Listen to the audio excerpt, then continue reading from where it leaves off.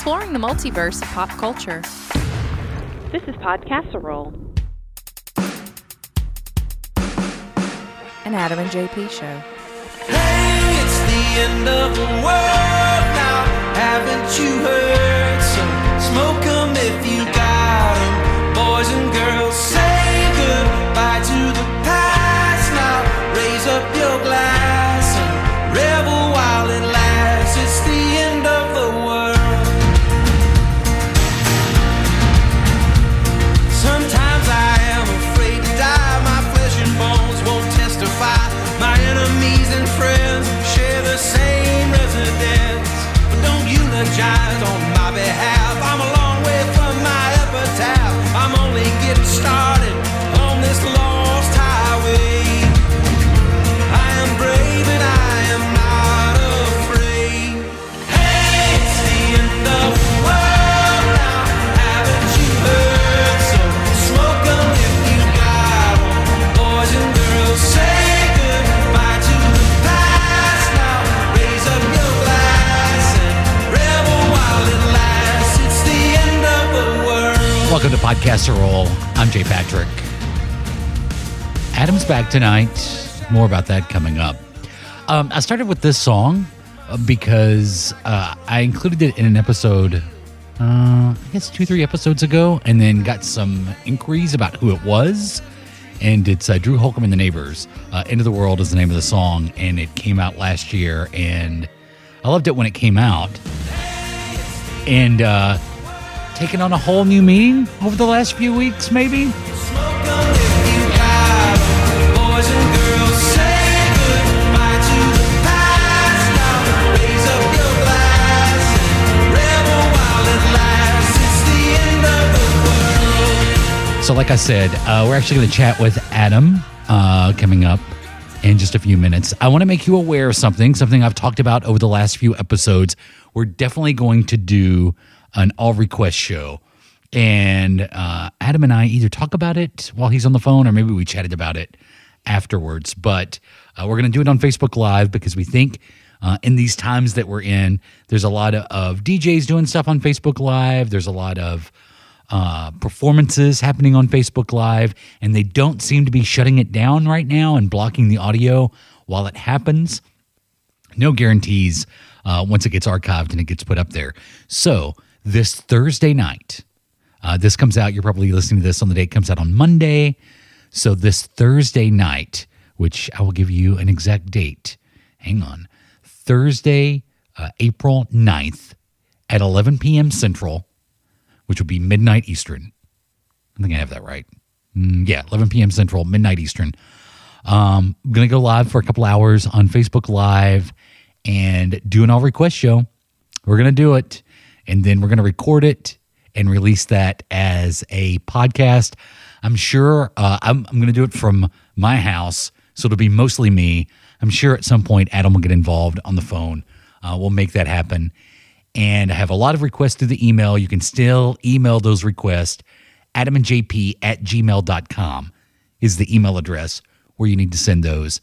And we're just going to have some fun. And we're just going to see, if this week is as bad as everybody says it's going to be, as far as like the numbers and the mortality rate, I think by the end of the week, we need a little uplifting, a little positivity. And so that's what we're going to do Thursday night, 11 p.m. Central on our Facebook page, which I got to check and make sure I can still get into our Facebook page because I'm never on there.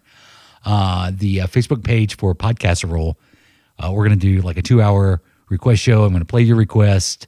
You can put them in then. You can email me now, adamandjp@gmail.com. And we'll just have some fun Thursday night. I think by Thursday night, we're going to need it. Well, we need it now, but definitely by this Thursday night. So please, if you can join us live on Facebook, do it. I understand it could be late. I mean, what do you got to do the next day? We're all at home. So join us live Thursday night, 11 p.m. Central on Facebook Live for the Adam and JP all request show, hour, 2 hours. I don't know. We'll see how it goes, how much fun we're having. So there's that. What else? Oh, so you know how we do the archived episode? I'm going to go back. I think it was 2016 or 2017 when the whole clown phenomenon was going on. We did a lot of episodes about that, and it was right around Halloween.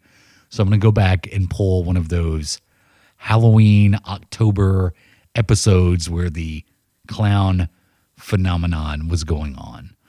And so that should be a lot of fun. So that'll be coming up after our conversation with Adam. And WrestleMania was this weekend. I didn't see any of it. I haven't had the WWE Network in a couple of weeks. But if you did see it, you know we love the wrestling here at Podcast Roll. So if you did see WrestleMania, I'm very curious. 2 nights, no crowd. I understand that Biker Undertaker came back, which makes sense in the times that we're living in. Do you really want one of your characters supposedly to be, you know, the embodiment of death in a wrestling match? So I heard Biker Taker came back during WrestleMania this weekend. And Adam and I talk a little bit about it during the phone call because I guess he'd done some reading and like perhaps maybe it was all pre-recorded. It wasn't even live. But if you saw it, let me know what you think. You can tweet at us at Adam and JP on Facebook, facebook.com/podcastroll. Or is it still Adam and JP? I don't even know. I think it's facebook.com/Adam and JP. I think that's right. I think that's what it is. I think that's our Facebook page. And you can definitely email adamandjp@gmail.com. So that's really all I got.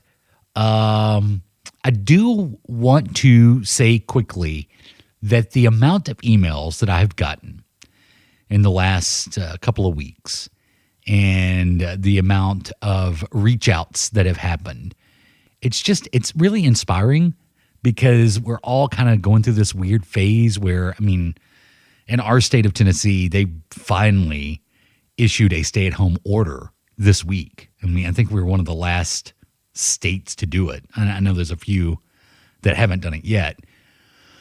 But I think our governor was catching some slack because he hadn't really mandated that people stay at home. He was just advising that people stay at home. And they finally put a stay-at-home order in effect in the state of Tennessee.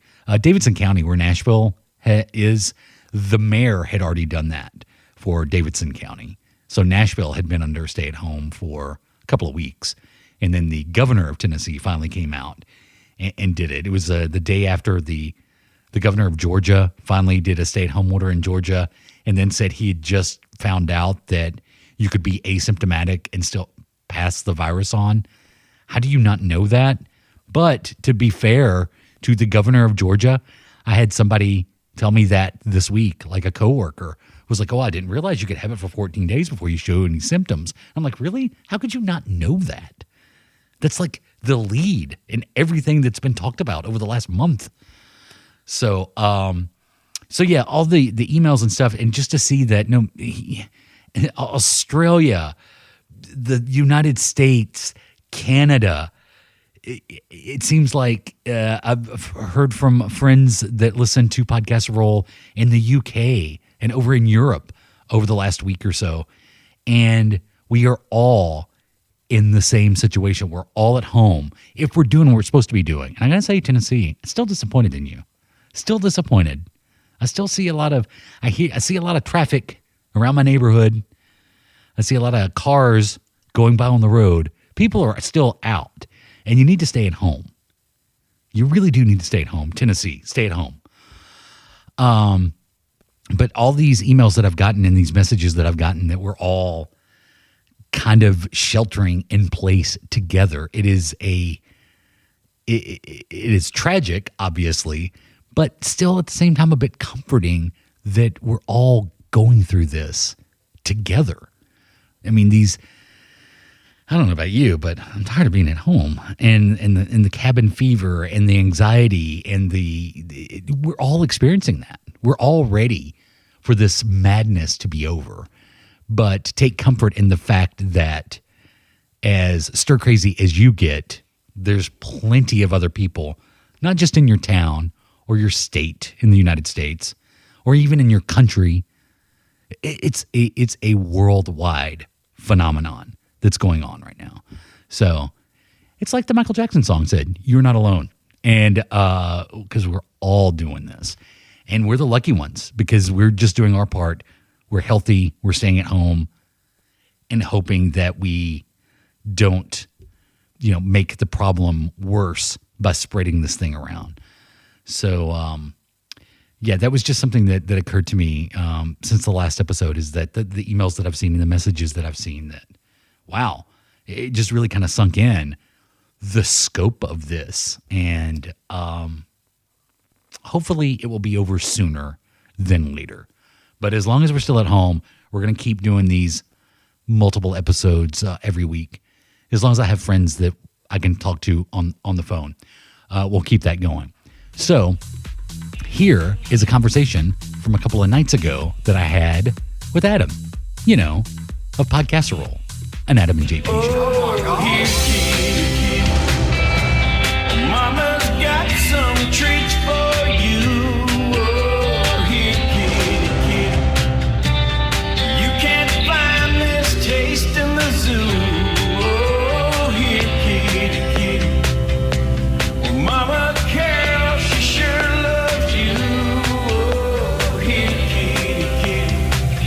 Mama made this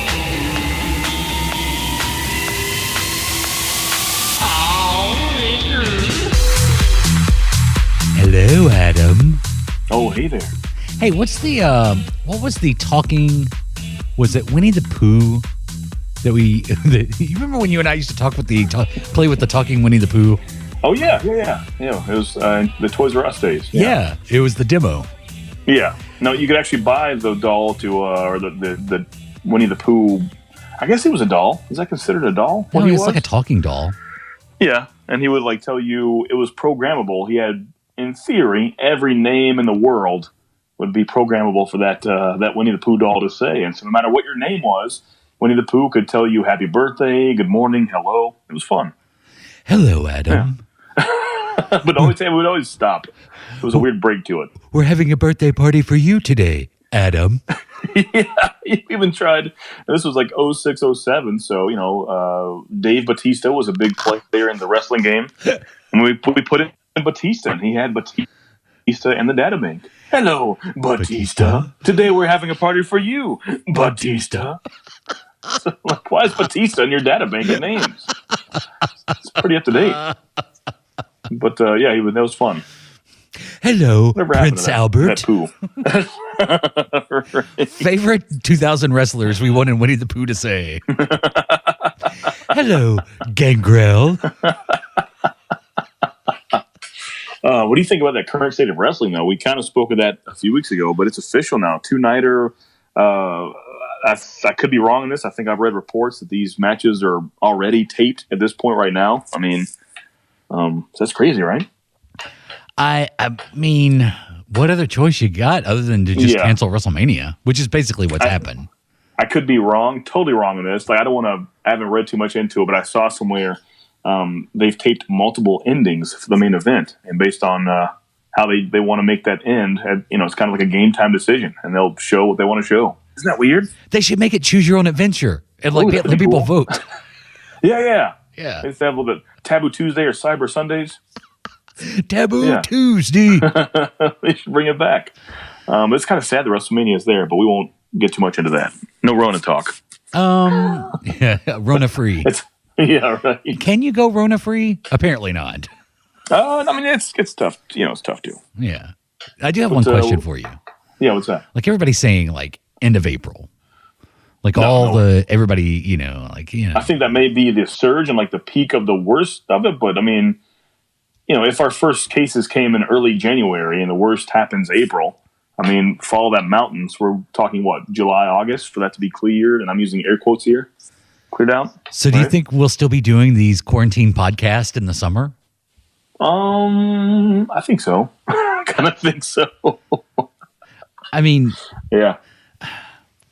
How does the world economy bounce back from that? That's a very good question. I mean, just today, a few hours ago, did you see the AMC news, the theaters? No. Yeah, a few hours ago, they posted that they're pretty much, officially done. They had some investor backings that backed out just a few hours ago, or earlier today. So even once this does kind of clear up and they have the chance to open back up, they don't have the funds to do that. So 99.9% chance that AMC theaters are done for, which is crazy, right? So what do all those theaters become then?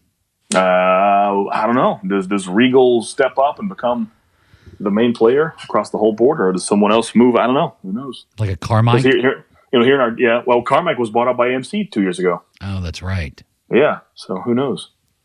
So we're going to see what happens. They kind of bought so many companies. I don't know if they could hang with that. But usually when people do that, they're in better standings, better financial standings to be able to do that. So I don't know.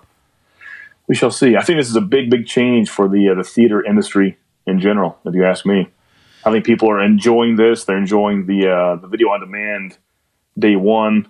I'm curious of the numbers for that. I want to see, there's some big movies coming out in the next few weeks here. You may not be the biggest fan, but the Trolls World Tour, the sequel's coming out in a few days here, video on demand day one. And honestly, in the theaters, that would have made hundreds of millions of dollars. So I'm curious what that translation is to digital on demand. What are they looking for there? Because I would imagine fees to go towards a theater, whenever Infinity War makes $2 billion, Disney isn't making $2 billion. They're making a chunk giving to distributors, to theaters. So I'm curious of the breakdown of what the studio themselves makes compared to, when I say digital release, which like that, Yeah, I saw where Disney announced all their their slate got moved. Like Black Widow is in November now, and all the other Marvel movies got pushed to next year, and like Jumanji got pushed to 2022. Really? No, not Jumanji. Sorry, Jungle Cruise. Oh, really? Yeah, really? Got pushed either to next summer or the summer after next. Wow. So the theaters will come back. It might not be AMC. It may be a different company, but the buildings are still there. All the equipment's still there. Yeah. Someone is that a thing of the past? Is that a thing of the? I don't know. No. I mean, right now AMC is I'll look the numbers up here, but I think AMC is the biggest theater in the country. I think I could be wrong on that. The biggest theater company? Yeah. No, yeah. I think you're right. I think it is AMC. Yeah. But it's such a big deal. I think somebody will come in and they'll clean the bones and swoop in and buy AMC. And now, that's not to say you won't see some of the theaters close across the country, but I think theaters will come back. But you raise a valid point. I tend to think what you will see happen is less screens. Mm-hmm. So, maybe you don't have these huge, 10, 12 screen theaters. Maybe you have like 3 and more scaled down operations. So, it says largest AMC Entertainment is the largest cinema chain in the United States. They currently have 8,200 screens, and there's 661 cinemas across the country. Those are big numbers to shut down and to go blank, Yeah, that's true. Yeah. That's true. So we shall see. I don't know. So we've been doing these. I've been trying to do these phone calls and put out more episodes in this time of non-socialization. Right. And and then you've heard a week of shows doing this, so now you get to come back and give commentary on what you've heard over the last week. Let's see. Where do I begin? Do you have any question? Anything you thought I would be intrigued in? What do you think? I would think I've listened to so much content. It's tough to think through it right now. I think you would be intrigued by the fact that Brent pegged me as a hardcore Unsolved Mysteries fan and told me about Pluto TV. Right. That was, and you said you've actually watched a little bit. I've actually watched. I was watching Unsolved Mysteries on Pluto TV last night. I should check that out. I liked your Minecraft talk, by the way. Did appreciate that. I've totally skipped the Minecraft channel, but I have seen that it was there. I'm glad that he at least understands the significance and understands how people could be drawn to it, where the whole time you were like, yeah, this is dumb. Yeah. Still think it's dumb. Hasn't changed. So he saw the appeal and the draw, but you'll get there maybe. Maybe. Which by the way, you should try Animal Crossing. It's fantastic. Oh, well, I hear it's all the rage. It really is. That's what it's been consuming my life. I should go raid some islands here soon. It's the Tiger King of the Switch. Right, it's true. Yeah. It's sold more. It's insane. To this day, the Switches are on high demand. Very expensive on eBay. It's nuts. It's crazy. Then we go over to the conversation that we had with Brooke and Josh, Right. where Josh brought up the idea of bite massages. Which you guys are right on the money. I would pay good money to take part in a bite massage. Not to give the bites, of course, but to be bitten. And that's not much like much like. Yep. Is this the take you wanted? You expected? No, this is exactly what I expected. It wouldn't be so bad, right? Much like an ASMR thing, I think people are like, "Ugh, gross. That's sexual." Farthest thing from it. I think it's not. I think it would feel good. I don't think it's sexual nice. At all. I think it's just gross. Yeah, it's not. I think that's why most people are turned off by the idea and the sounds of ASMR, and they're kind of like, "Oh, it's a creepy sexual thing," but it's very calming and soothing, much like I think a bite massage would be. You know me, I'm all about the suck cups and the sensory deprivation tanks and freeze tanks or sand caves or salt caves. Any of those alternative methods, I don't say they all work, but I'll try them all once. There are very few things I'm open to in life, but I think alternative methods of healing, at the very least, is a good story at the end of the day. That's all for me. And I'm just curious, how much would you pay? What's the maximum amount you would pay to have somebody bite a glute? How long is we're doing a whole bite? Like, how long is the bite session? Just your glutes. Just to bite my ass? Yeah. Like a 20-minute glute session. Oh, a 20-minute? Oh, for me, like $1 a minute. I pay $20 for that. Yeah. Just to bite my ass. So it is very akin to like a late night telephone line. Sure. I'll pay $1 a minute. When I think of that, like, and the sensory deprivation, the float tanks, it's around $60 an hour. So, yeah, and I've never had a professional massage before. So I'm kind of going literally ass first into this. I don't know how that would work. You would just skip the normal massage. Just go straight to biting. Adam says, let's just skip normal altogether. Yeah. I don't know. It sounds not bad. I knew when Josh brought that up. Yeah. You would be right on board with that. I gave you the story beforehand, but I have a Bluetooth speaker in my shower. I'm scrubbing down. I'm like, wow, this sounds amazing. And soon enough, as he even explained the topic, you guys were like, ugh, gross, weird, that's disgusting. How much is someone have to pay you to do it? I'm like, what, pay me to do it? That sounds, how much can I pay to have it done? I don't see the problem here. It's a massage. Look, judging by the way his excitement level talking about it, I think Josh would be right there behind you. Yeah, I think so. No pun intended. Hey, can I get my glute bit next? I do think that the butt biting is a little intense, but like I said, it all has to be done. It was part of the whole process. I don't want someone gnawing on that for 20 minutes, but if they're on it for 5 minutes out of an hour, sure. Adam, what's the first muscle you would like bitten in your bite massage? I think my calf. Yeah, get my calf real good. Is that weird? I don't know. Yeah. Is that where you carry your stress in your calves? Yeah. I'm a big calf guy. Like, I've always had large calves, a big guy, carried the weight around, and always, even when I lost tons of weight, I always had the big calves. It was always like a center muscle of my body. So I've always liked a good calf rub down. So I imagine a calf biting experience is exquisite. Yeah. My shoulders is where I carry my stress. Oh, really? Okay. Gotcha. Yeah, for sure. But I still wouldn't let anybody bite my shoulders. Really? Yeah, you can pretty much get that through a nice therapeutic massage. Yeah, but we've never. This could be the next level. You see what I'm saying? Like, I feel like when I went in the sensory deprivation tank, like I went to the next level. I think that may happen with a bite massage. We don't know. Nah, pass. It's going to be a hard pass. I would try it. I know. I would talk to my wife first. I'm like, "Is this not weird for you? It's not me. Let's do it." What do you think she would say? I think she would be down for it. She's the one really who. Out of all the sensory deprivation tank appointments I've had, and that's maybe 5 of those, she has booked 4 of those. As in, like, you are stressed out, you should do this. Let me give you a treat. So she's a pusher of these advanced methods. So she may push me for the biting. I don't know. I'm tempted for you to go ask her right now. She's asleep, but I'll give her a text. When she wakes up, she's like, what the hell?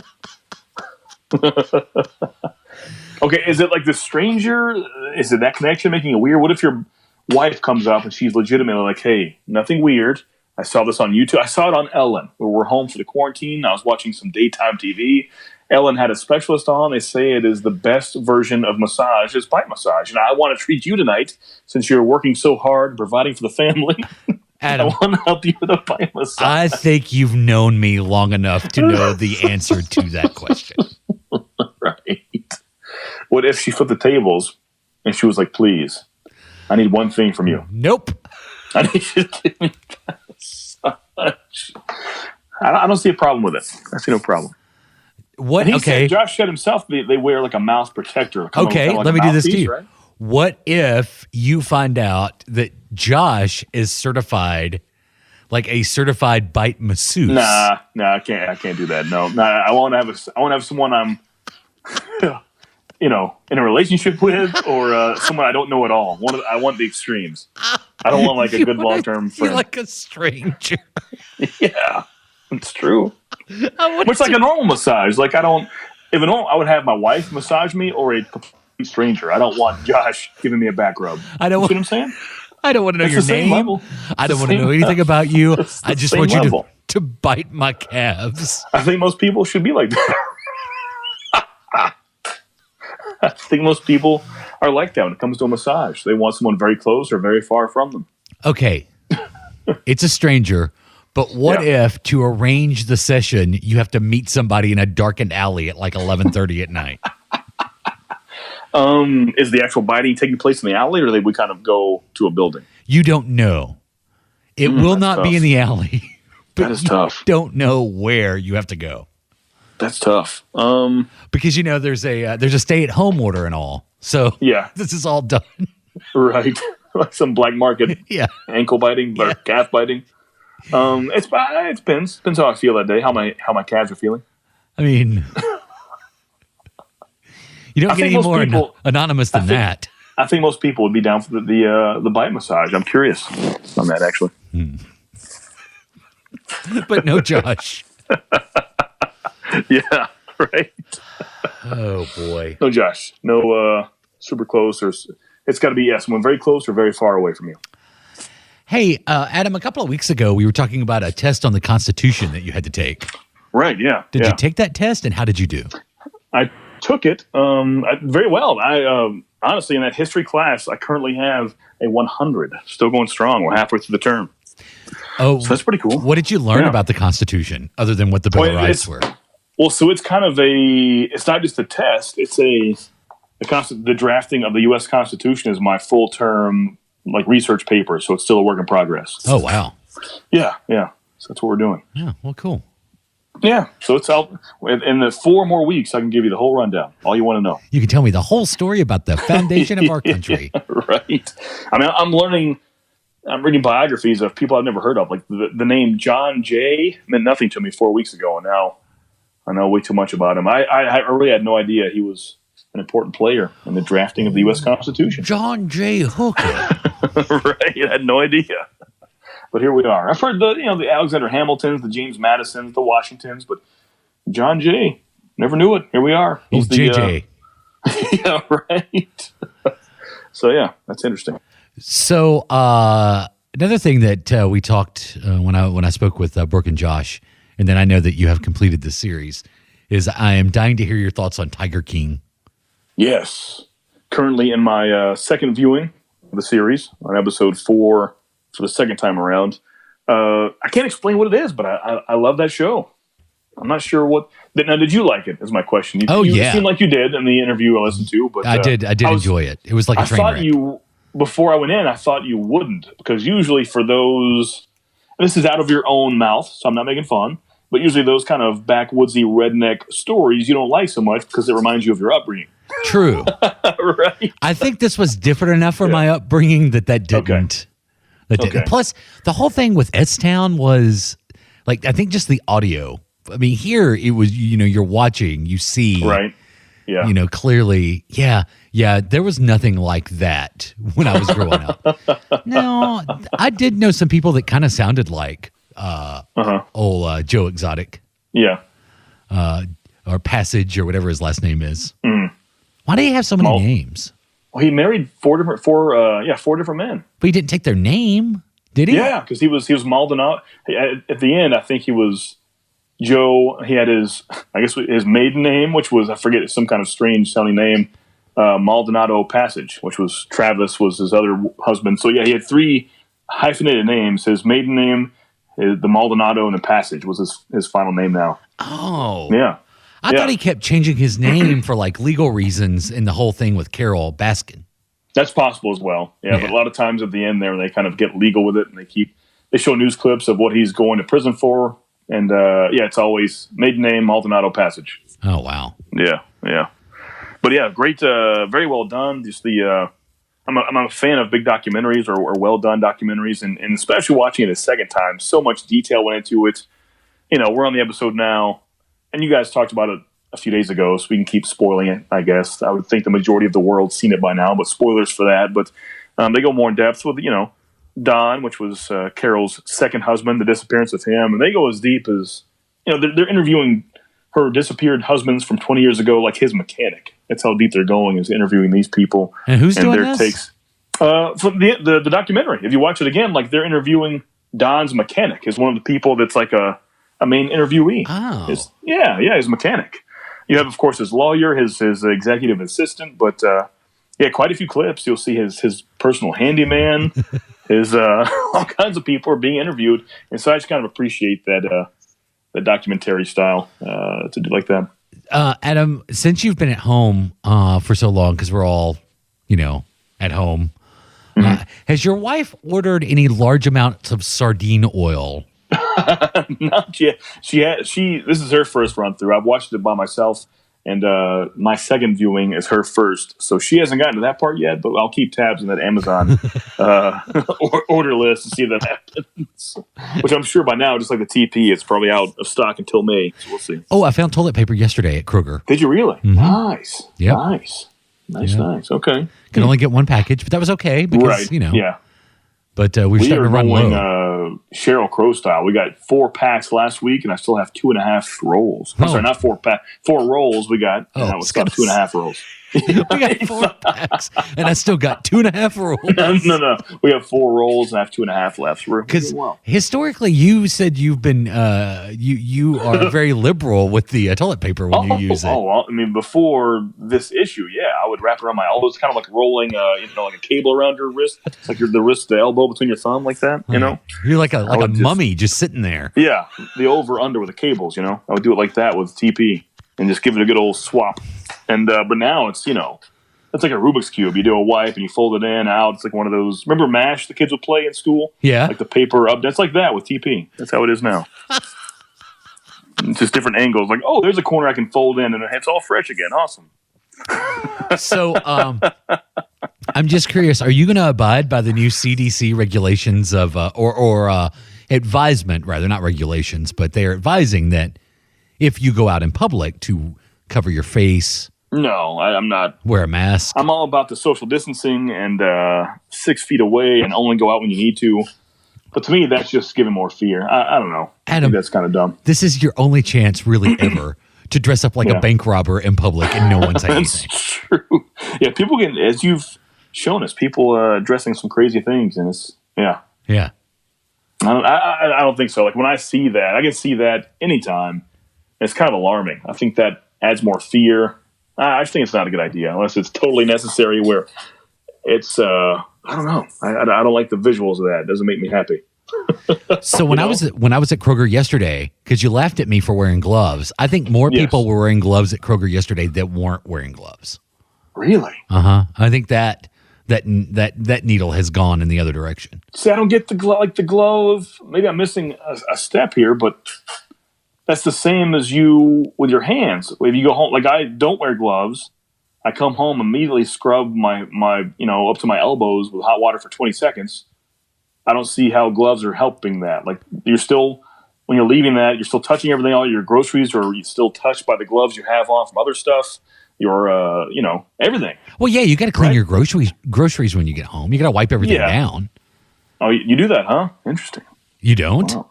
No. Well, of course you don't, because you were patient 0 in our area, so you've built up immunity. You don't have to worry about it. Last week I got avocados, and after I'm touching the 14th one, I'm like, I just touched 14 avocados for the freshness. This could be bad. But, I still had to bring the good ones home. And I got home like, man, this is weird. Like I was cutting the avocados and I washed my hands probably 4 times from the process of bringing the avocado out of the bag to it's chopped up on a plate. And then I'm like, this is dumb. I'm not, I'm doing the best I can, but I'm not going to alter my life this much to not, I don't know. I don't know. I'm torn on the subject. You don't have to. We have the antidote. It's true. I have not had this. But you don't know. It's possible you could. I don't like want I said, this. We have a Middle Tennessee nursing home that was just totally infested with it. And they've announced today they tested everybody there. And 90% of the people, these are workers at the nursing home and the actual patients, older people, of course. And 90% of those that tested positive had no signs of symptoms. Yeah. And so I really think it's much, much more, and I don't want to say this to scare people, but quite the opposite. I think it's much more spread out than we know or think. And, I think when time will tell, when the actual numbers are in, this is kind of hopeful, but it seems like the numbers are going this way. I think the actual death percentage will be much, much, much less than we first thought, I think. Oh, compared to the number of cases. Right, because right now it's only when people that are severely sick that even go in to be tested to show they died from corona. I mean, I think as time goes on, it's a very serious thing. I'm not downplaying that at all, but I think that death percentage, instead of being a 2 or 2.5, I think it'll be much, much lower. I think. I'm no doctor. Clearly, I'm wanting my calves bitten by a stranger. But, I mean, really, I think as time goes on, I think that number will go down. It just makes sense number-wise. Bite massages and the coronavirus does sound like the beginning of the zombie apocalypse. That's true. That's true. But it's possible you had it 4 months ago. It's very possible. It's possible. Highly likely. If it was going around unnoticed for that long, how many public events you went to with huge crowds? During that time I got it, if we say it's when I got it, you were doing the same stuff. Like there wasn't a fear yet. I went to a convention during that period downtown with hundreds of people there. Yeah, exactly. Yeah. So I really think a lot more people have it and have had it than we know. And that just gives me kind of some solace to know that, the percentage is that low that, I don't know, this is how I see it. Yeah, that would be good. I would, obviously I don't want the percentage of people that have it to go up, but to know that, like, we hear a fact in the near future that, most people who have it are asymptomatic and never get sick. Yeah. That would be amazing, actually. Yeah. They're not testing everyone that dies for it. They are of the ones that were tested voluntarily and the results came back positive. That's the death percentage we have, that 2.5. Right. So that's not a real number. There are people that don't go to the doctor, don't have insurance, think it's a cold, gets worse. That's not a true number for the numbers. Right. So I don't like that number being thrown out there because people get freaked out and clearly it's not real. Like I said, that nursing home, 90% of the people that were positive had zero symptoms. That's got to mean something. But it did kill like 3 or 4 people in the older patients in the nursing home. Yeah. Right. So, I mean, that is obviously a very micro chasm, but that's a pretty high percentage. Yeah. And I'm not at all downplaying that. It's very serious and very terrible. Like, not one person should die from any sickness, but what if a bad case of strep throat were to go through a nursing home with 90-year-old people? That's not a good thing. Yeah. I mean, odds are it'd be a higher number than that, I would think. I don't know. I could be wrong. Is strep respiratory? Does it have respiratory symptoms? Once again, I'm not a doctor. As far as I know, it's not, but I do know strep untreated can cause like an actual infection in the blood, go to your brain, and it's not good from there. So, yeah, it can be fatal if not treated properly with antibiotics. I know that. It feels like the world's just trying to kill us all. Yeah, it's it's like the M. Night Shyamalan movie. Yeah, right. Yeah, like Mother Nature has just turned on humans. Yeah, who knows? It's going to be an earthquake, a flood, a virus, something. Something's going to get us. But we have to. I sadly listen to listen or watch to those press briefings every day. And they make it too political. No matter what side you're on, that's dumb. This is a very global thing. I think American politics have no place in this. It's pretty dumb to me. I agree. Yeah, I totally agree. The politicizing is not right. It's so odd. I mean, I heard Trump say many times the word Democrat, like he's kind of making his side look better and the Democrats look worse. Like, why are you doing that? At one time, not just the country, but the world needs to be stronger together, and you're trying to divide politics within the country. I don't get that. That's I know I'm kind of being, going against my own preaching there by saying it shouldn't be political. I'm complaining about politics, but whatever. Well, I mean, when you think about leaders in troubling times like FDR or Winston Churchill, and you think about how they sounded, and then you think of what you're hearing today. Yeah, there's a stark contrast. It's not a left or right, Republicans, Democrat. And the whole time, every archived speech, State of the Union interview with George W. Bush post 9/11, was there ever mention of the word Democrat? He never used that in a negative term. Of course there were Democrats not wanting to go over and check for weapons of mass destruction, but he never used that. That was never a thing. It was never a talking point. Yeah. You know what I mean? I never once in speeches I know of heard Obama use the word Republican in like a scoffy way. I don't get this new style, new way. I don't get it. Well, not in an emergency. Right, exactly. Yeah. Well, I think probably we knew we were in trouble when we saw the paper towel toss across in Houston a few years ago. Yeah, right. Yeah, that was it. And you get some TP, and you get a bounty. I'm very curious. I don't want to go too political, but I'm curious. Do you think right now in this moment, is this helping him for November, or is this hurting him? What do you think? I don't know. It really depends on how clear we are by then. Yeah. And exactly how bad this actually gets. Because there is, because here's the thing, you can't prove a negative, right? Right. So if this, and hopefully this is the case, if this kind of dies down in a week or so, and you don't see these huge numbers happen, I think that's probably good for him. Regardless of how history actually played out, the story is going to be he was able to lead, the defeat of this. But you can't prove the negative in the sense that, all this social distancing may actually be working, and you may not see these huge numbers happen. But we'll never know, because the alternative to that is to have done nothing, which is kind of where we were headed, not doing anything. And then maybe you would have seen a huge, fatality number and the mortality rate be super high for this thing. We don't know. So, I'm really hoping that in the next week and a half, you start to see that the numbers don't start to tick to that. Who wants to see that, right? Right. Yeah. Even in a political arena, if you're a Democrat, you have to be hoping that it happens, that we don't see this thing get as bad as everybody says it could get. But if it doesn't, then he's gonna be in a good shape for November. Yeah. But if it does, then I think there's a lot of evidence that, or if even if it gets worse than what they're saying it could be, then he's toast in November. His presidency all comes down on how this plays out in the next 5 to 6 weeks, I think. True. Yeah. So, but yeah, if things get better pretty quick, then he's going to look like the leader that beat the coronavirus in the United States, regardless if that's true or not. That's going to be the story. And for, a large part, that will be the perception. But if it gets as bad or worse than what they said it could be, well, yeah, that will be kind of the, well, I started to say the death nail in the coffin of his reelection, but they probably don't want to use that phrase. Right. Okay, enough about that. Yeah. You said we wanted to go Rona free, which we didn't. It's hard. It's hard not to. And you said you had a list, but I don't know what the list is.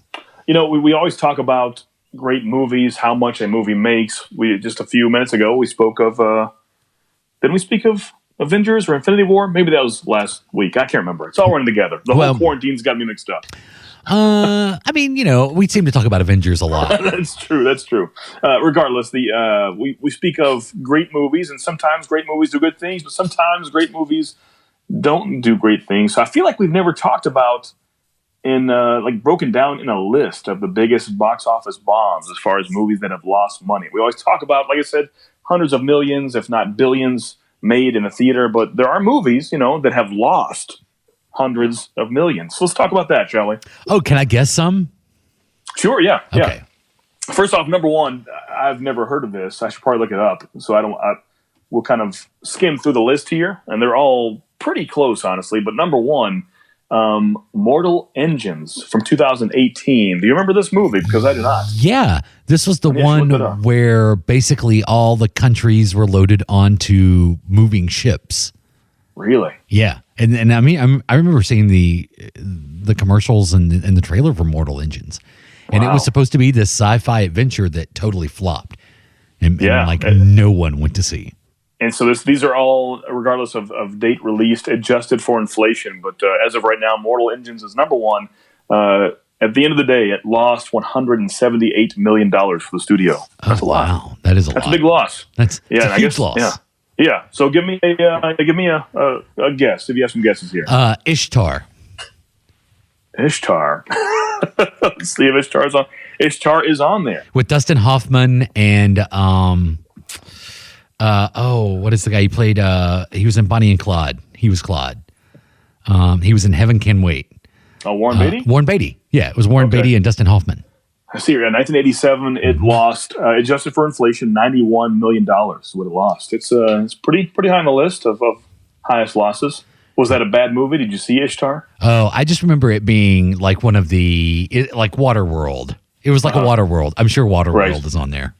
It is. So I was looking that up first. That's kind of one of the first ones that comes to my mind. And that's not. It's on the list, but it's pretty low because it. I forget the actual numbers. I'll look it up here. I think it lost around $50 million. It just cost so much money, but never made its money back. It cost over $300 million to make and advertise for that movie, and it barely made 300. So it's not such the biggest loss. It just cost so much and didn't even make its money back. I think that's the big thing with that one. Kevin Costner, Dennis Hopper. Dennis Hopper was the villain, and in the end, you find out he lives in the Exxon Valdez. There's a dated reference. Oh, wow, you're right. Yeah, you're right. like he's got this tanker that's his base, and then as it pans out at the end, and you see it's the Exxon Valdez. Number two, I'll give you another one here. Postman? From 2000. You're a Kevin Costner hater, huh? Man. From 2013, actually a Disney movie. Can you guess that one? 2013 Disney movie. It lost $176 million. What it lost, starring Johnny Depp. Helping you at all? Dark Shadows. The Lone Ranger. Oh, the Lone Ranger. Yeah, lost $176 million. Some say it lost up to $209 million. So that's the case. It would take the number one spot, but because there's a possibility of 176, we have it at the number two spot here. That's crazy, right? Who played the Lone Ranger in that? It was the guy that was supposed to be Superman. Well, Batman. Wasn't it Batman for a bit? Oh, maybe it was Batman. Was it Armie Hammer? Yeah, it was Armie Hammer. Yep. Yeah. Which that is one guy. I've heard the name, seen the face. He could walk in my door right now, and I would have no idea who you are. I would say, "Who are you?" Bite my calves. Who are you? Number three. I'll go just a few more here. Then we can do some more guesses. But 1995, this movie lost $176 million as well, starring Gina Davis. This one should be an easy one for you. Oh, Cutthroat Island. There you go. That's number three, and that's kind of known to be a big flop. I never saw this. Did you ever see Cutthroat Island? Yeah, I think I went to the theater to see Cutthroat Island. Really? Yeah. I think there was a video game for it. It's semi-pricey-ish, I believe. Never played it, though. I think I had a crush on Gina Davis, so I went to see it. It's the same reason why I went to see Striptease. I've got a crush on Demi Moore. I should go see Striptease. This is a good time for cinema. We've done the top three. Do you have any more guesses? I'm sure you know some more on here. Any guesses? Let's see. Ishtar, Postman, Waterworld. Oh, is Postman on the list? Postman is on there. It's about, these aren't numbered, honestly, but it's about maybe 15-ish. It did lose $111 million. That's crazy. Yeah. Man. 1997. Oh, what was the one with Tom Hanks in it? And basically it was this story through different like time vortexes. Oh, what is the it started with an A. Cloud Atlas. That sounds weird. Oh. Let's check that out. Did you ever see that one? I did see Cloud Atlas. Actually, it's really good. I enjoyed it. But It's not on here. No Cloud Atlas. That was a pretty big flop when it came out. Not on there. What about Batman Forever? Do you think it made that much? What, Batman Forever? I mean, you think it cost that much to make, is what I meant to say. Batman Forever? Yeah. I mean, it was probably a pretty pricey movie. It had Batman Forever is not on the list here. Not on there. What's some others? Right above the Postman from 2019, lost $112 million.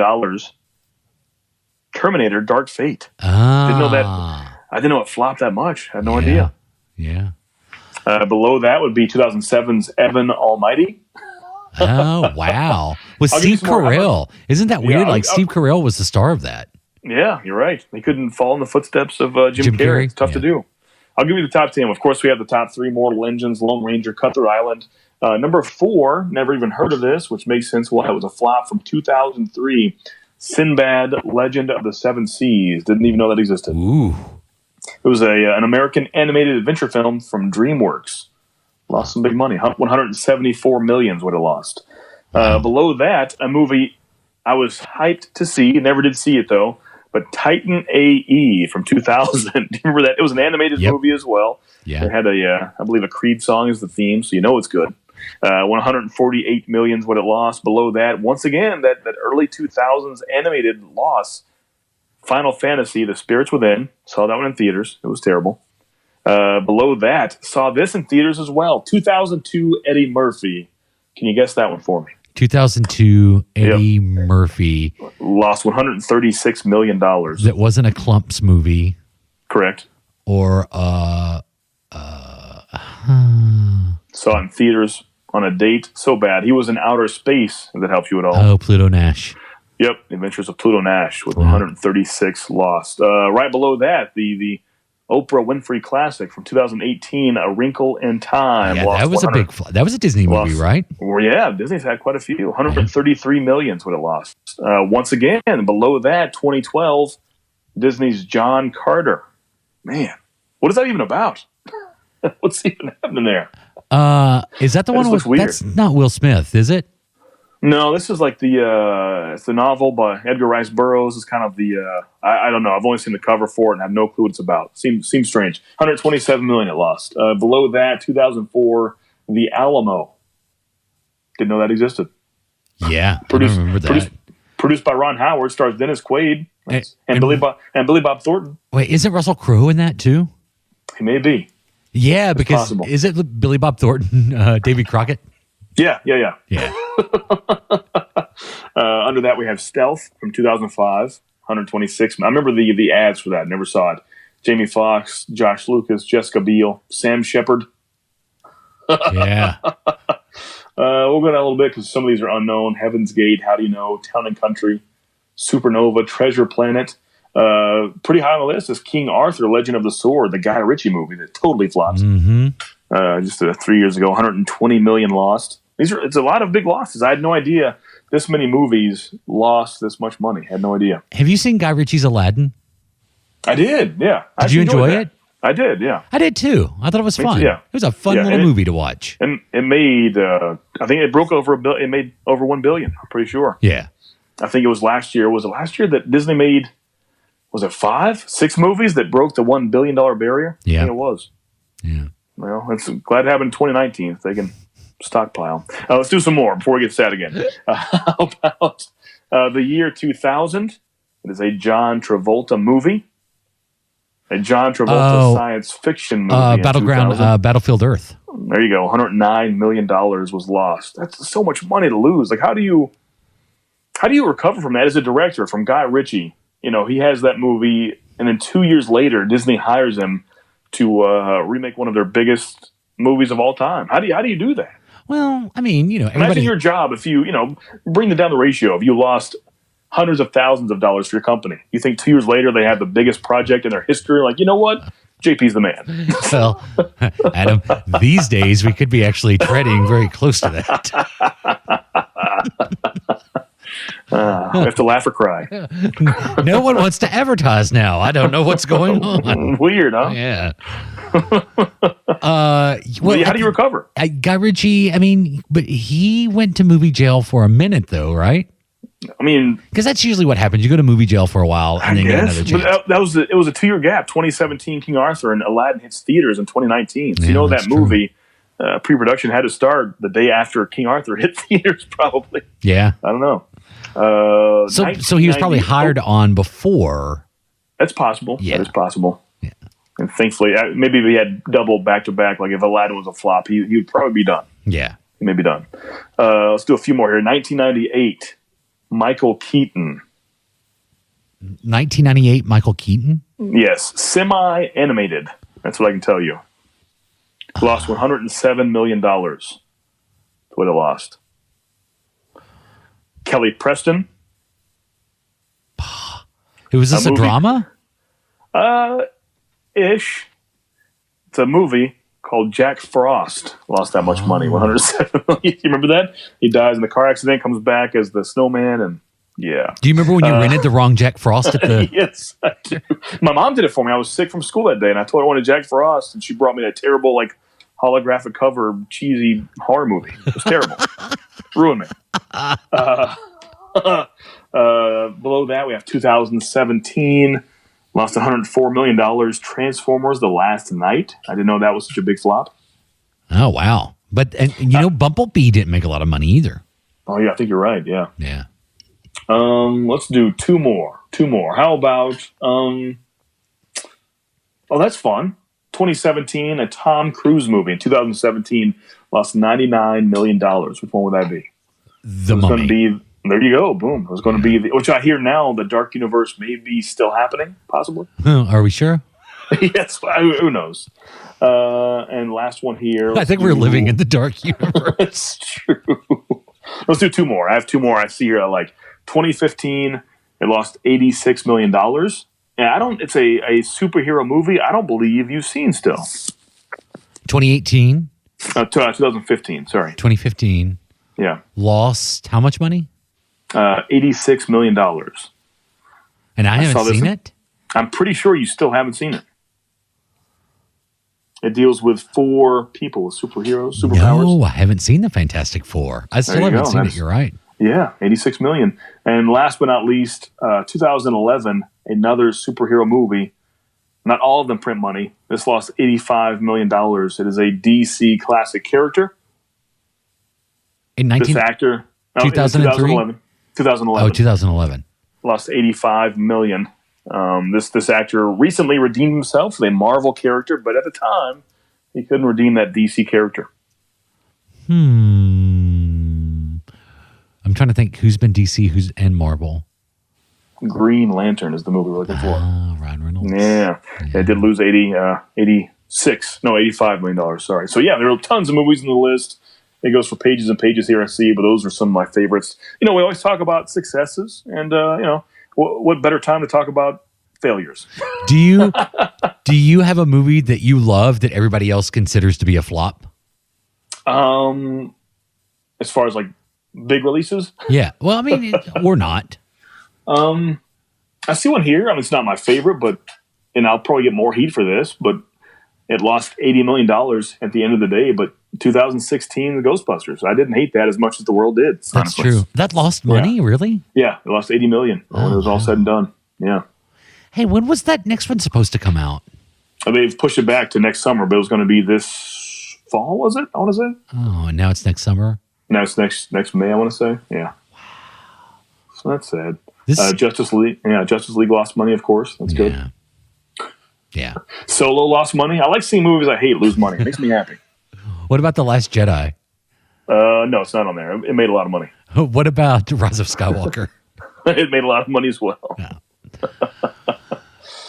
What about Rogue One? It made money. Yeah, I think it broke $1 billion. I'm not on Facebook. Hey, Hudson Hawk's on here. Not cool. Oh, Hudson Hawk was going to be the one I guessed. It lost $90 million. Yeah, with Bruce Willis. Yeah. So did Osmosis Danny Jones. Aiello. And what did you say after that? Osmosis Jones lost money too. Oh. Would have thought. Not Osmosis Jones. Yeah, anything but that. What was that? That had the 7-Up guy, right? No, it was, you're thinking Orlando Jones. This was Chris Rock. Wasn't it Chris Rock? Oh, it was Chris Rock. Yeah. And Bill Murray was the live action nasty guy. But yeah, Chris Rock was Osmosis Jones. I think, once again, we're living Osmosis Jones.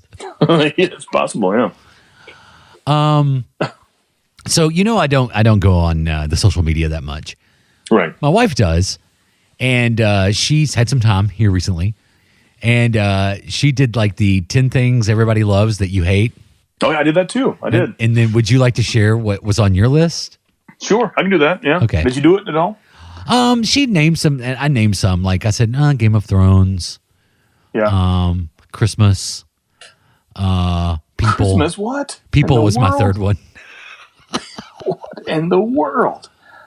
You had Christmas on there? Yeah. Hey, Chris, terrible. Adam, we talk about this every Christmas. I know, but like top 10 though? Like, okay, so yeah, right under Game one, of Thrones is number one. No, it says in no order, so you can't really put that in the order. But number one for me was country music made after 1980. Yeah. Number two is wine. I like many beverages, but wine I can't stand. Number three, pretty much any AMC TV show. Yeah. Stand by that. Number four is mayonnaise. Can't stand it. Number five, Rogue One. Yeah. I'm a longtime hater of Rogue One. But we went to see Rogue One the day before you got married. That doesn't mean I have to like it. Well, it should have some sort of sentimental value to you. I saw it again in Hawaii on my honeymoon. I still hated it. No, it's one of those things like the world loves it, but I do not. That's all it is, But does the world love it?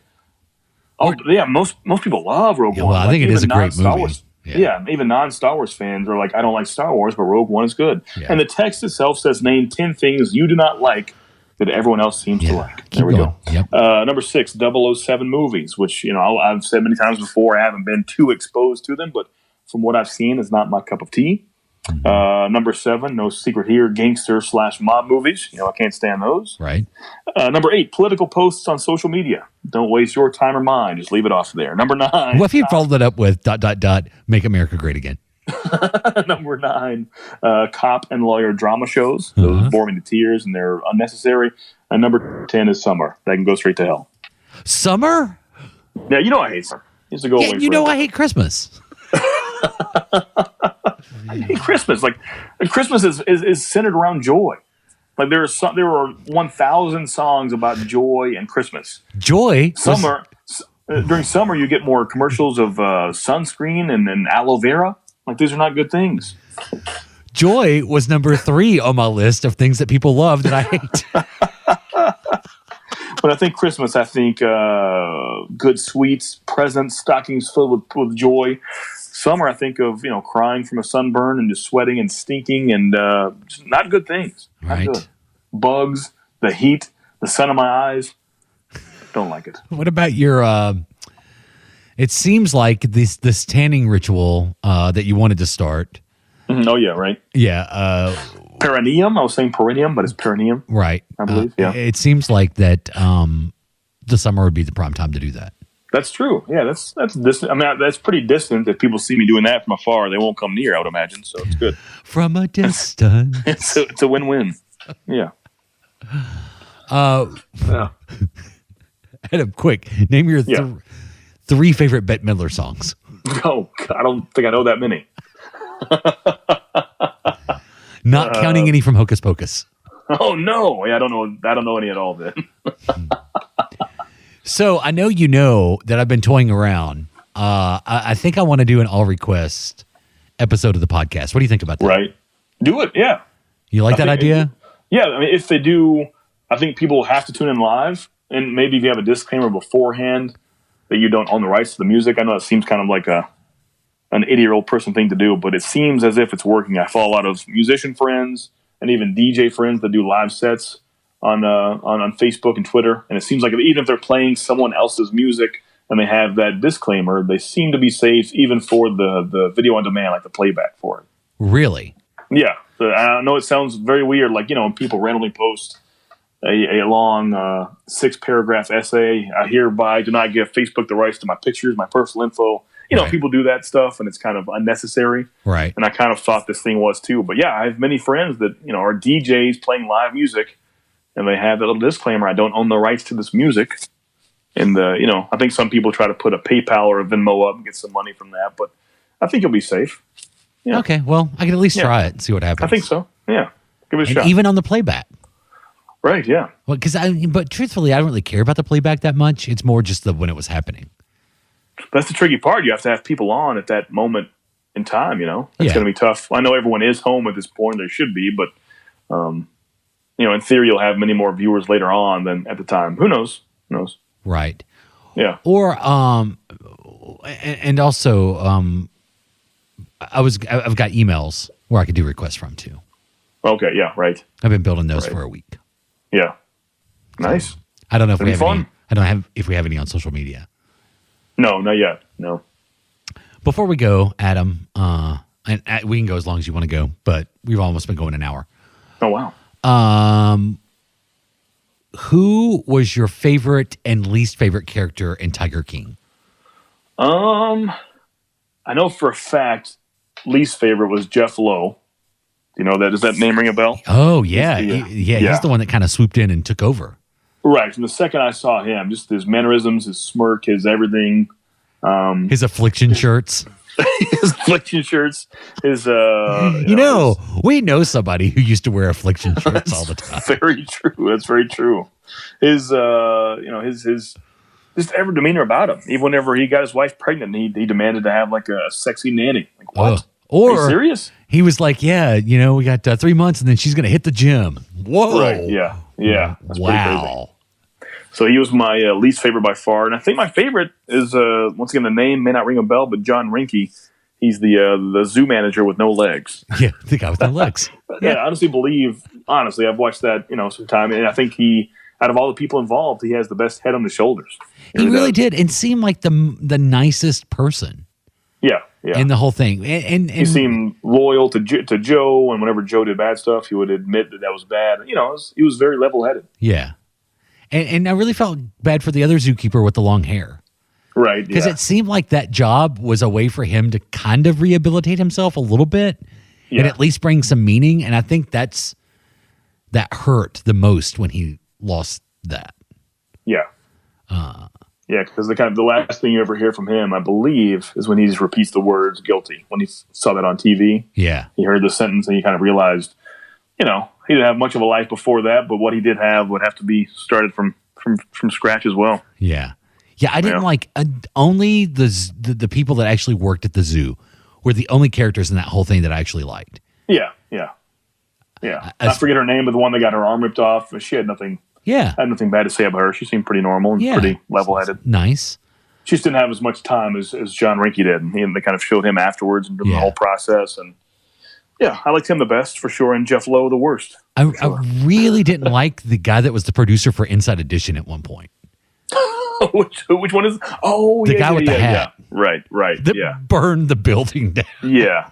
Well, Something Joe did it. Something Joe did that. Yeah, but I thought they had the video and it looked like that guy walking. No, because he kind of said it himself. That was his retirement. Like he fell to his knees in tears when that happened. So he pretty much had no. I think was it Carol may have offered him some money, but it was a percentage of what he would have thought he would have from there. So I think they kind of I don't know. They never really said who did that, but I don't know. So Jeff is number one. Right. Top 3 villains in Tiger King, like in your opinion. I mean, Carol is a close second. Oh, yeah. See, that's what I was thinking. I would say Carol Baskin is a big time villain. Yeah. She's a close second. Which, I mean, if you read online, some people take her side and think Joe's the bad guy. So it depends how you view it. Yeah. I guess number 3, man. I guess the big Chucky doll guy. I forget his name. Oh. He just kind of like, I don't see how anyone trusts him. Like he's an informant for the FBI. He's really trying to screw everyone over except for himself. He really has no one he's loyal to, and that's a problem there. That's true. Yeah. I love the videos that have been made with him on the jet ski to other things. Yeah, One of them being a Cialis commercial. I haven't seen that one. That's great. That's good. And that part of the documentary made no sense. With the tiger playing, it was hilarious. Don't get me wrong. I'm like, what are we doing here? What did this turn into? You paid the money to use "I Have the Tiger," which is not a cheap song, right? To license, and this is what you wasted it on. What about you? Who are your three villains? Yeah, definitely Jeff and Carol. I'm like, but I kind of flip back and forth. And here's what I don't like about Carol Baskin. Not the whole thing with Joe, whatever. That whole thing, that's between those two. Mm-hmm. But the fact that she would go after his mom and his family and drained all these people that really were not connected to that whole situation. Now, I know that apparently, Tiger King Joe Exotic was trying to move stuff into other people's names, but for her to just make it so personal that she was going after family with her money and lawyers. Yeah. I feel like this backlash against her that I don't know if you saw the video that her husband released last week. No. Yeah, he released a video where basically he started crying on YouTube saying that, they agreed to be part of that documentary, thinking it was going to be a documentary that was going to shed light on the plight of caged tigers in the country, and then it turned into that. And not knowing that there's a whole half of it where it's an attack on her pretty much. Yeah, exactly. And that, these conspiracy theories from 20 years ago about her husband are being drug up again. Yeah. However, authorities in Florida have posted new things that if you have any information about his disappearance, to contact them. What you would think if you are I'm sure it's tough to be brought up again, but if you are wanting that closure, maybe the better thing to find out more information about that, I don't know. Never once, even immediately after those interviews, I was watching that episode tonight, episode 3, which is kind of the whole focus is of Don Lewis, her second husband, and his disappearance. Even immediately after, from the stuff from 96, 97, she was never sad about it. She, the interviews right after, she was kind of laughing about why she thought, people thought it was her. It was just weird. I could see maybe 20 years down the road and you have a little more closure and a new family, new husband, but a few days, weeks after, and you're laughing about it. That seems odd to me. Yeah. I don't know. I know everyone mourns differently, but that was still, I feel like everything she says is scripted and she's had this plan in her head for a long time. I don't know. So, but think about this, and not that we've done anything that extreme because we never have, but imagine if, I don't know, who's someone who's been part of the show, or we'll use Josh as an example. Yeah. Say, Josh gets really mad, right? Mm-hmm. And finds some reason to sue me or you. Right. And then combs through all of our podcasts. Could you imagine sitting in court and listening to clips of our podcast? It'd be, just 30 minutes ago. Yes, I would pay someone to bite my ass. Think about I'm ruined. And so and look, obviously this Tiger King, Joe Exotic, took it to a whole extreme when he's shooting dolls on YouTube dressed up like her. Right. But I thought about that. I'm like, imagine being stupid and and putting stuff out on the internet and then having that come back and haunt you and you have to sit there and listen to it. Yeah. Terrible. I'd pay good money to have somebody bite my glute. When that happened, that's on record now. It happened. Yeah. Yeah. Yeah, man. Who would have thought that with the onset of a pandemic, the entire world would have watched Tiger King? Yeah, it makes you wonder. I mean, like I said, it's very well done, very entertaining, but would it be as much of a hit if we had our normal lives in front of us? If everyone wasn't forced, for the most part, to be at home, we had this extra time, would this show be as much of a success? I don't know. That's a good question. Yeah. I don't know. But in the time being, in this moment, I thoroughly enjoy it. That's for sure. Yeah, it was a nice distraction. I listen to Here Kitty Kitty way much more than I should. So you've heard the classic episodes that we've been posting. Yes. Uh-huh. I hope you've enjoyed them. I have. Do you remember any of that? No. Like I said before, I mean, because I don't. An hour after we record this, I won't remember one sentence of it. It's weird how it works. Until I pull the clip. I'd pay good money. Right. Yeah. So what should I put after this? Like, where should I go? I don't know. Should I do a Halloween show? Should I do... You could. Yeah, I don't know. Wherever your heart takes you. I don't know. I was going through and, like I said in the last episode, that episode that I put up after talking to Brooke and Josh, no clue what was in that other than the name. That's how I'm deciding. That's a good factor. Does this have a good name? Yeah, well, that's the way to do it. Good decision. I'm sure I'll find something. It'll work. Yeah, worthy of this episode. Yeah. It's a political season. Try to find like an October 2016 kind of thing. Oh, I don't think we want that. You sure? I don't think we want that. Do we want that? It could be fun. There was a time there, like I would say spring of 2016, maybe January, February, where we kind of, in the entertainment comedic way, we were very pro-Trump. We thought it was hilarious. Yeah. You remember? Yeah. Remember? And then you saw the attitude change, like March, April, we're like, well, he's kind of far. And like June, July, we're like, oh no. Well, yeah, it was funny when it didn't think he had a chance. And it was all like a clown putting on a show. Yeah. Well, very entertaining debates. I'll never take that away from him. But it shouldn't be an entertainment. It shouldn't be about the ratings, even though he wants it to be. Yeah. Yeah. These press conferences are getting huge ratings. Do some fall 20. How about like October 2016? Do it. It'll be good. No, I don't think so. I think I need to find something happier than that. How about the day or like the week after the election? And kind of hear our thoughts on that. Oh, I remember that was the first time we played Crawl Out Through the Fallout. Yeah, it was. Yep. Or you're right. It was the first time we brought it back. That's true. And we played it when the game came out. And then I specifically remember the episode after that election, starting it with Crawl Out Through the Fallout.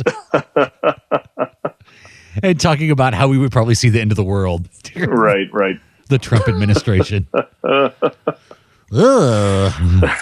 Yep, here we are. Be careful what you say on the internet. One way or the other, yeah. Yeah, do you think this is the serious question, Adam? J. Patrick, podcaster role. Do you think this is the closest we will get to the apocalypse in our life? In our life, yes. Okay, good. Yeah, but no, definitely. I mean, not even in the past 100 years wasn't close. But in our lifetime, yeah, sure. Let's say that. Yeah, I think so. Yeah. But yeah, I've done research, just only personal research this past week on the worst pandemics, epidemics, sicknesses across the world, and this is even the worst numbers they're predicting and projecting. I mean, this won't be even close. It won't be top 20 of all time. So, like the Black Plague. Yeah, those. Yeah, you can go for a top 10 list, and number 10 will be 10 times worse than the worst numbers they're giving us for this. Just keep that in mind. No, wait a minute. I thought the Spanish flu. I thought this is following pretty close the timeline of the Spanish flu, though. I don't think so. I mean, from what I've heard, I mean, the total numbers might not be, but when you look at the spread and actually a percentage of the population that it's infecting, it's going pretty close to Spanish flu in 1918. I don't know. I have to do some more research, but from what I read, it won't be even close. I mean, Spanish flu killed 50 million people worldwide. 50 million. Yeah, that's a huge number. Yeah, that is a big number. Yeah, right now we're in the thousands, and most countries are kind of at their peak and kind of coming down. So, I mean, 50 million is a lot. It's a lot of people. Yeah. I remember, what was it, MERS that affected? Was it Abu Dhabi, or was it Saudi Arabia? A few years ago, like MERS had like a 25% mortality rate. Yeah, and that never jumped to Europe and North America. Right. Yeah. SARS was. I mean, Ebola is still going on. Right. Yeah. Like the fight against Ebola never ended. Like Right, it is that's true. still going on. Yeah. I'm wrong here. Look at the up to the minutes from the CDC numbers. We have crossed 1 million deaths worldwide. So stand correct on that. But, we're still 1/50th of what the final total of the Spanish flu was. But we'll see. We'll see what those numbers do. Wait. And once again, what's that? We crossed 1 million deaths? Yes. Or cases? Well, I'm sorry. Cases. You're right. Yeah. Only 58,000 deaths. Right. Which is still a terrible number. Terrible number. What has happened since we started I'm so recording? sorry. Yeah. I'm so sorry. 1 million confirmed cases. That's what I meant. Yeah. Right now, 1,098,848 to this minute is the actual number. 58,871 deaths worldwide. Yeah. And by the way, of those 58,000 deaths, 226,106 fully recovered. Keep that in mind too. Right. Which is good. Very good. Yeah. Very good. I mean, still, if you were to get this, in all likelihood, you would survive it. Right. Yeah. It's like Adam did. Yeah, exactly. And I'm pretty sure my wife had it too. Yeah. Though it was pretty terrible there for a couple of days, right? Yeah. She had like an elephant on her chest. That's when she got the test done. I remember you talking about experiencing the fever dreams. Right. Yeah. And snakes in my bed. There's a guy on CNN. It's Andrew Cuomo, the governor of New York's brother, Chris, and he has it. And he was on television the other night talking about the fever dreams.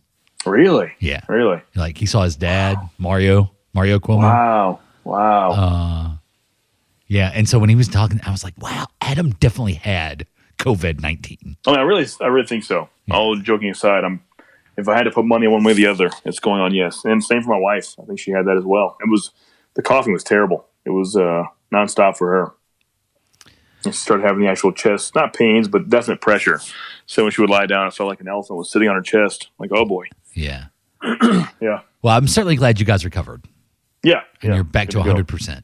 Yeah. You sound so much better than you did just 3 weeks ago. Oh, I feel great now. Yeah. Knock on wood. Well, hopefully this turns out to not be as bad as everyone's saying it's going to be, and we can come out of this thing real fast. Yeah, that's it. That'd be nice. Positivity. Yeah. So we can get back to being in the same room. Yeah.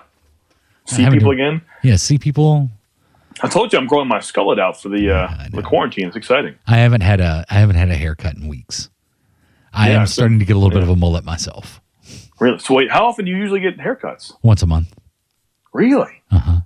Wow, I've forgotten the normal hair person methods. And I needed a haircut.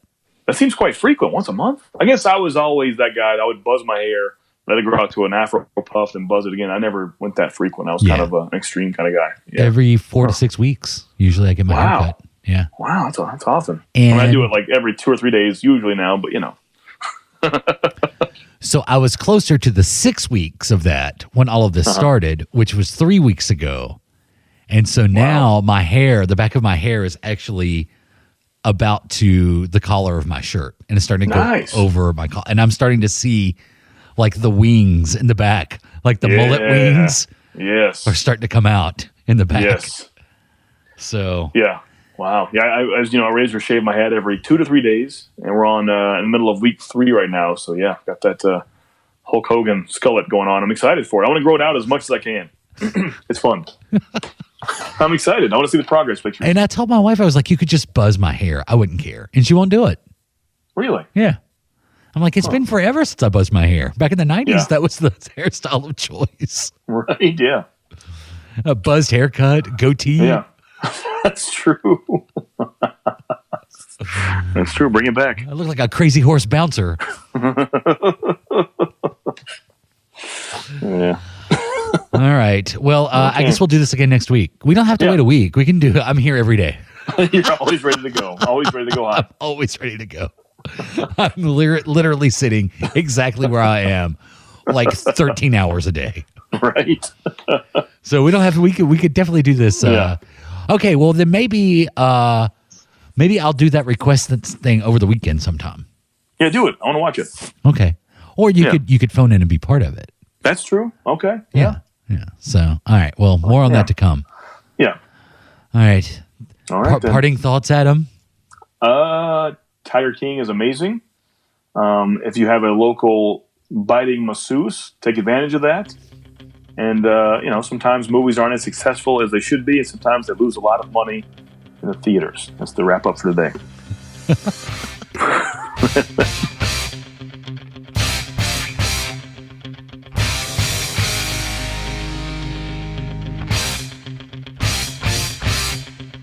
Oh, Adam. I can't wait till we're actually back in the garage doing the show. We don't have to do it over the phone. Or other digital communication devices. I think we actually did that on FaceTime audio, is how we did that one. So, our classic episode goes back to September 20th, 2016. And it has to do with the clown phenomenon that was happening in the fall of 2016. And it's something like, stay tuned for more killer clowns from North Carolina, or something like that. But a special treat in this episode that you're going to hear, once again, proving my theory that we start Halloween way too early on this show. Remember I said September 20th, 2016, there's an Adam's ghost on this episode. So, and I think it's the ghost of, or paranormal activities of Alaska. I think it's the state that we visit. Spoiler alert, Adam's ghost is Alaska in this. At least that's what it says in the description. So, here is a classic Adam and JP show from September of 2016. Are you ready to rock? Initialize sequence. What is it, some kind of sick practical joke? I bet that pizza tastes good. This is where the world of pop culture and talk collide. Human sacrifice, dogs and cats living together. I'm a little bit frightened of you, and I like the feeling. This is the Adam and JP show. Adam and JP show. Groovy. I love geeks. Hey, it's the Tuesday show. Yeah. Brought to you by the Amazon store at esopodcast.com. It is September. It is. We're halfway through September. We're over halfway through September. If you want to get Adam a wedding gift, So you can do that. because he will be getting married in December. Right. If you want to get Josh and Brooklyn a wedding gift, because they will be getting married in October. Both of us have birthdays in the late fall, early winter. That's true. So we won't say when that is, but if you want to buy us birthday gifts, You can do it through the Amazon store, Perfect time to do it. Perfect esopodcast.com. time. And it helps out the ESO network. Yeah. Great guys. very good. We want to help them We're out. part of it, so we're good guys too. I do my Amazon shopping through that store, Yeah, you do. but I don't do as much Amazon shopping as I should. They can see what you buy, so just a heads up. I don't do my Amazon shopping through that store anymore. Adam, by the way, that's Yes. Adam. Yeah. I'm Jay Patrick. Yeah. Do, In case you're new here. do we still need intros? Hopefully this isn't the first show of the year. That's embarrassing. Well, let's make it a good one. Okay. Let's just have a team meeting right now. All right. We're going to give it 110%. In case you missed our last episode, I love the movie Hot Rod. I put it in my top 50 comedies of all time. You are a hater of Phantom of the Opera, but you did like iZombie. I'm just giving the facts here. I'm not swaying them either way. I'm giving a plot line of what happened last time. That's true. I did. Yeah. These are all facts. Previously on the Adam and JP show. Yeah. The What else happened? music of the night. We're on Generation Z. Actually, Generation Z wrapped up in 2012. What generation our world is in right now, we have no idea. I'm a millennial. You're a Generation Xer. Mm-hmm. All things on the last episode of the Adam and JP show. By the way, you're welcome. Do you enjoy Twitter? You're welcome. Ooh. Do you enjoy the iPhone? You're welcome. All Generation Xers. I can go on and on. Not Yeah. Facebook. Facebook's a big deal. It's changed the world. Facebook, Changed the world. probably a millennial. For sure. Yeah. Of course it is. Yeah. Yeah. Guy's younger It than was I am. 77 is when, yeah. Yeah. Was he born in 77? He's that No, old? no, 77 is when Generation X ended. Oh, Correct? yeah. Oh, yeah. Yeah. Yeah. Yeah. Yeah. And millennials started in 77. Mm-hmm. Yeah. Oh, yeah. Adam, Yeah. our country is being terrorized by clowns. Right. Have you heard this? It's a good time to be alive, if you ask me. I don't know. This is crazy. It kind of all started in Greenville, South Carolina, right? Right, right. People reported seeing clowns walking under the streetlights at night, randomly waving to people. Now the clowns are standing outside of wooded areas, enticing kids to go in the woods with promises of candy and money. Yeah. It's just creepy. I think it's cool. I'm not one of the clowns or a pro-clown guy, but I love hearing stories like this that aren't harming anyone so far. Okay, but kind of spice up the life. You know? Well, I'm going to read you some of this stuff, and you tell me if you still enjoy it by the end. Okay. I mean, come on, dude. If they're trying to get kids to go into the woods, but no, I mean, as of right now, nothing bad has happened. It's a fun story to tell your kids later on. that there's a clown. Guy's a clown. He's standing outside the woods. Right. Hey, little girl, you want some candy? Come in the woods with me. Well, it's a girl. You make it sound creepy. Hey, little boy, you want some candy? Creepy as well. Come in the woods with me. Noted. In one case, a delivery driver told the Greenville County Sheriff's Office that he saw a man wearing a clown mask, dressed in a clear poncho near Piedmont Park. He told the police that when he noticed the truck, the man in the clown suit ran quickly into the woods. The same day, officers responded to 2 more calls about clown sightings, but again found no evidence of the creepy characters. One witness claimed they saw a person dressed in a clown suit standing in the middle of the road with his hands up in the air. And you know what I think he was doing? What's that? I think he was waving them like he just didn't care. Ah. Or like he just don't care. The other caller allegedly saw a person dressed in a clown costume and wearing an orange wig walking along the side of the road.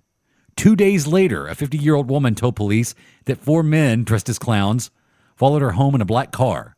One of the men waved at her before driving off. She doesn't know how many people were in the car, though. They opened the back. They opened the back door, and they just kept coming out. Out. Dun, dun, dun, dun, dun, dun, dun. In August, several residents at the apartment complex in Greenville reported seeing clowns lurking in the nearby woods. According to the Greenville County Sheriff's Office incident report obtained by People magazine, a deputy spoke to a woman on August 21st who claimed her son had seen clowns in the woods whispering and making noises. That's terrifying. Isn't that awesome, though? Hey, little boy. That's so cool. You want some candy? No, I don't. You want some candy? I'm all right. I know you. No. What kind? You want a 100-gram bar? What kind you got there? You want a Snickers? Yeah. You want some M&Ms? Oh, yeah, peanut? You want some caramel M&Ms?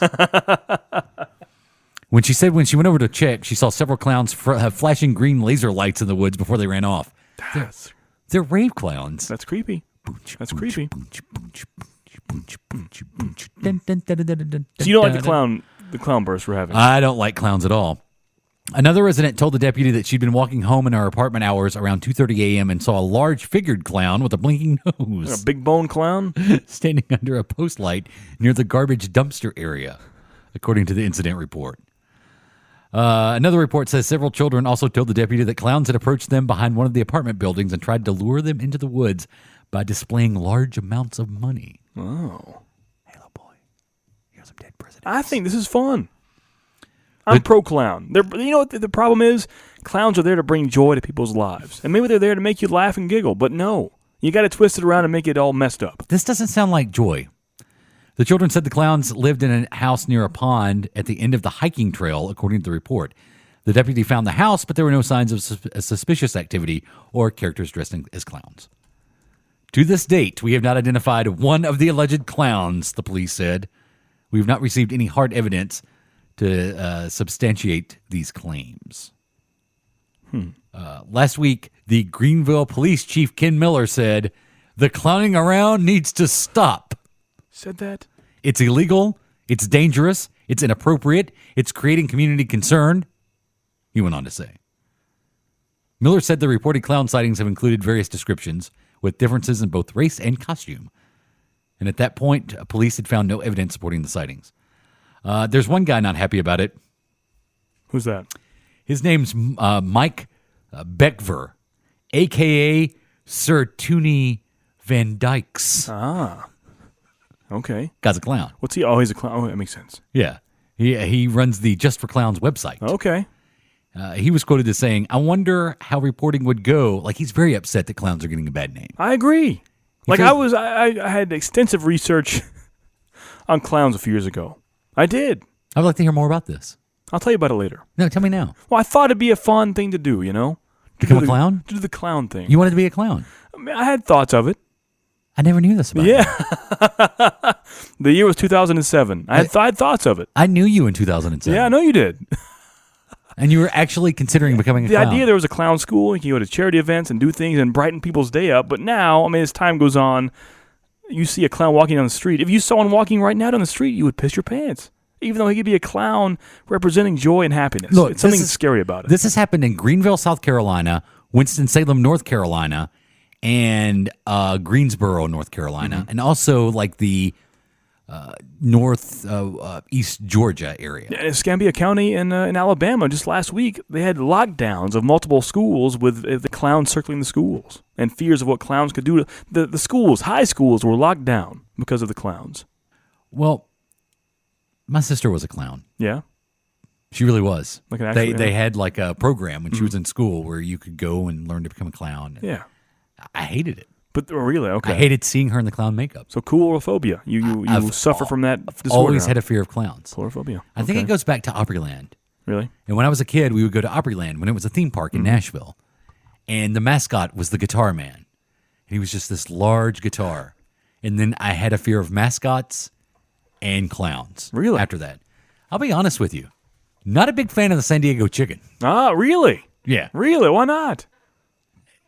Too much like a clown. So furries, not your thing? No. Wow. The Philly Fanatic? Yeah? Probably not a fan of. The Syracuse Orange? Look at him. Come on. No. I don't even like the Commodore. It's Vanderbilt's mascot. And that's just a kind of big head. What about Big Al? Everyone loves a good elephant.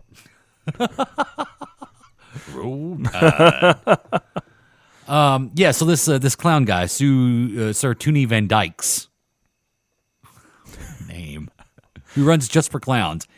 He says, I wonder how reporting would go. I think I've been to their website. If they were... I'm going to go right now. Just for Clowns? Yeah. Just for Clowns? I don't know if it's justforclowns.com. Let's try it. I wonder how reporting would go if they were dressed as aliens, witches, zombies, or doctors. You wouldn't hear the media saying, doctors are luring kids into the woods with candy. That's what I'm saying. And by the way, justforclowns.com is a very real, and as a fan of clowns, I could say this is kind of a creepy website just to look at. Really? But they have whole articles on how to be a clown. First one that pops up on the main page is how to keep from sweating your makeup off. That would be good to know. Yeah, they have the whole Skin Prep Pro antiperspirant that is quick and easy to use. But I was so hardcore into becoming a clown. I did extensive research on the different types of clowns. What kind of clown would you be? Like a hobo clown? I thought about that, but there's so many different types. So many different types. With that being said, a close friend of mine... The sad clown? No. Thought it was funny that I was so into clowns at the time. He went on the official Wikipedia clown page and made one of the subcategories of different types of clowns, the Adam clown, and put my picture on there, right? And so Wikipedia has monitors at all time, and they found that and gave him a lifetime ban on his IP address from Wikipedia for it. Who is this? Say his name, I'll beep it. A guy used to work a permanent IP ban from Wikipedia because he made the Adam clown. True story. Did he do it from his house? Yeah, he did. Oh, so. He had it was an IP change. He knows how to do that. Get a new modem? Well, yeah, sure. He worked his way around it somehow. Pensacola now, 4 hours ago. Pensacola, Florida? Yeah. Clowns in Florida? Clown sightings cause scare and mass chaos in Pensacola. Some believe this started as some sort of viral marketing for the new Rob Zombie movie. Really? That would be awesome. Or Stephen King's It that comes out next year. Really? But the production companies have denied that. Yeah, I don't... This is bad publicity, not good. No, it's not. So, 4:30 this morning, I'm in downtown Nashville. I'm in an alley in downtown. Ooh. Well, yeah, that's where I usually wake up. So 4:30 this morning, I'm downtown. I'm right behind the iHeart Radio building. Uh-huh. It's an alley in between the iHeart Radio building and the recording studio where I go and do work sometimes. And I just seen this story on the news about the Alabama clowns, where they were all dressed in black and just had the clown mask on. Uh-huh.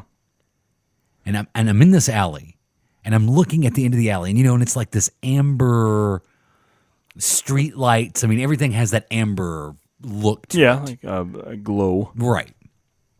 And I'm thinking, what would I do if at the end of this alley, I just saw two guys dressed in totally black clothes with clown mask on start walking towards me? So not even the full suit gets you. You could have a black suit from head to toe, but with a clown Would that makeup not on. freak you out at 4:30 in the morning? But to be fair, to be honest, like my man Tootie Pebbles there says, if he was dressed in a Richard Nixon mask coming towards me, that would be scary as well. That's true. It's just That would be creepy. Yeah. But there's something about the clowns that get me. Like, it was hard to hang out with you at Dragon Con last year. I forgot about that. Yeah. Yeah. I was a clown last year. I forgot. You were a clown. Yeah, and I love it. Like, when I'm in that, I feel right. Mm-hmm. The clown pants. Yeah. The floppy shoes. You didn't like it, huh? No. But what clown would you have been, you think? I can't remember. Like, would you have big, like, pom-pom buttons down your shirt? You know, let me look at the type. I've honestly forgotten the types of clowns there are, but let me think about it. By the end of the show, I'll tell you what, because I had the actual kind. Why didn't you do it? I mean, why did you not follow your clown passion? People have a negative connotation towards clowns you now. did a good job with Ringling Brothers. Even then, they're thought of as animal killers now. You can't be in a circus. Well, I don't think the clowns did it. People hate the circus. Well, I hate the circus. But not, I mean, yeah, the circus has nothing for me. Right. Animal cruelty and clowns. Yeah. Yeah, I'm anti-circus. Because I was a clown, 2007 for Halloween. I was a clown as well. I don't think you ever saw me, but I did. I don't think so. Yeah. My own makeup and everything. I was straight white face at that point. But do you think this is mass hysteria? Because the police say they can't back this up. Like, a lot of these, just like what we just read. They're having actual schools having a lockdown. But that was a Facebook thread. Right, yeah. And no one knows. But they said they saw visuals of clowns outside the windows. Really? That's what the reports say. I wasn't there, but... So there are roaming bands of clowns just marauding across the Southeast. You make it sound like a supernatural entity, but yes, men dressed as clowns, yes. That's creepy, man. Like, what if a clown walked in right now? You wouldn't be creeped out. But like I said, if a guy wearing an elephant head walked in, I would still piss my pants. It's 11:41 p.m. as we record this. We're in, a neighborhood. Right. We have the garage door open. Yeah. If a clown walked up, I would probably run. Like, my fight or flight skills are pretty good. They've been tested and they are good. Yeah. I think all bets are off if it's a clown. You just run. I just run. You run. I'd probably run and knock myself out just trying to open the door and run out of it. Like, I'd try to run out and then open the door at the same time. Yeah. Knock myself out. The Augusta clown, that's what I wanted to be. And describe the Augusta clown. Some say kind of like a... Some say clown. Like, the best interpretation is Bozo the clown. He has many markings of an Augusta clown. Some say a little more hobo-ish, but not the hobo style. Right. Kind of a flesh tone. Imagine your face flesh tone, but the highlights of a white circle around your nose and your eyes and your mouth. I could see that. Yeah. That's the kind of clown you wanted to be. Yeah. Why did you not do it? Augusta clown. See, he's happy. He's not happy. That's just a guy under there. He's not happy. Well, you like Bozo, right? No. We're a Bozo fan. Don't even like Ronald McDonald, really. Really? Yeah. Like, Bozo doesn't bring you joy and happiness. No. Does Bozo bring you joy and happiness? He does. I want to throw my balls in his bucket and get a bike. Okay. But what if... Oh, sorry. You're good. Sorry, I did not mean to throw my pin top at you. So, if you saw that face, Yeah. Bozo the clown, you're a little kid. Outside a I trailer loved him park as a kid. in Greenville, South Carolina, right outside the woods. Hey, Adam, I've got a bike in the woods. I'm telling you, if I saw a guy wearing an alligator mask, I would be afraid as well. I don't hate alligators, but if I saw a man walking at nighttime in an alligator mask, I would be afraid. That's all I'm saying. Getting a bad rap. You see a clown in a hospital making kids happy in the daytime, they're not creepy. At nighttime walking down the street, yeah, sure. I think that's it. I think just the visual of a clown walking down a street. Yeah. It could be my biggest fear ever. People have looked at me strangely in my clothes walking down the street at nighttime. It's a nighttime walk, makes it scary. Daytime, if you knew in daytime a clown came in for an interview on the podcast, would you do it? No. We wouldn't interview? You could. I would not be present for that. But the Joker style, does that freak you out at all? So the Joker doesn't bother me, oddly enough. But he's totally a clown. Yeah, even when I've seen like Joker cosplay, it doesn't bother me. Really? I think because I associate that as the character, the Joker, and not random clown number 3 who wants to kill you. The scariest thing I've ever been in a haunted house at Halloween was the clown room. Oh, those were pretty scary. I can handle anything except the clown room. Really? Mm-hmm. So, yeah, coulrophobia. You really have that? I don't care. Like the guy chasing, like I never run from the guy in the parking lot with the chainsaw. And he'll put it in my face and rev it. Nah. Never scares me. The guys that will corner you and just stand there with blood dripping out of their face. never scares me. But you put a clown room in a haunted house, I'm on the floor crying. I'm weeping. Really? No. Is it the makeup? I don't know what it is.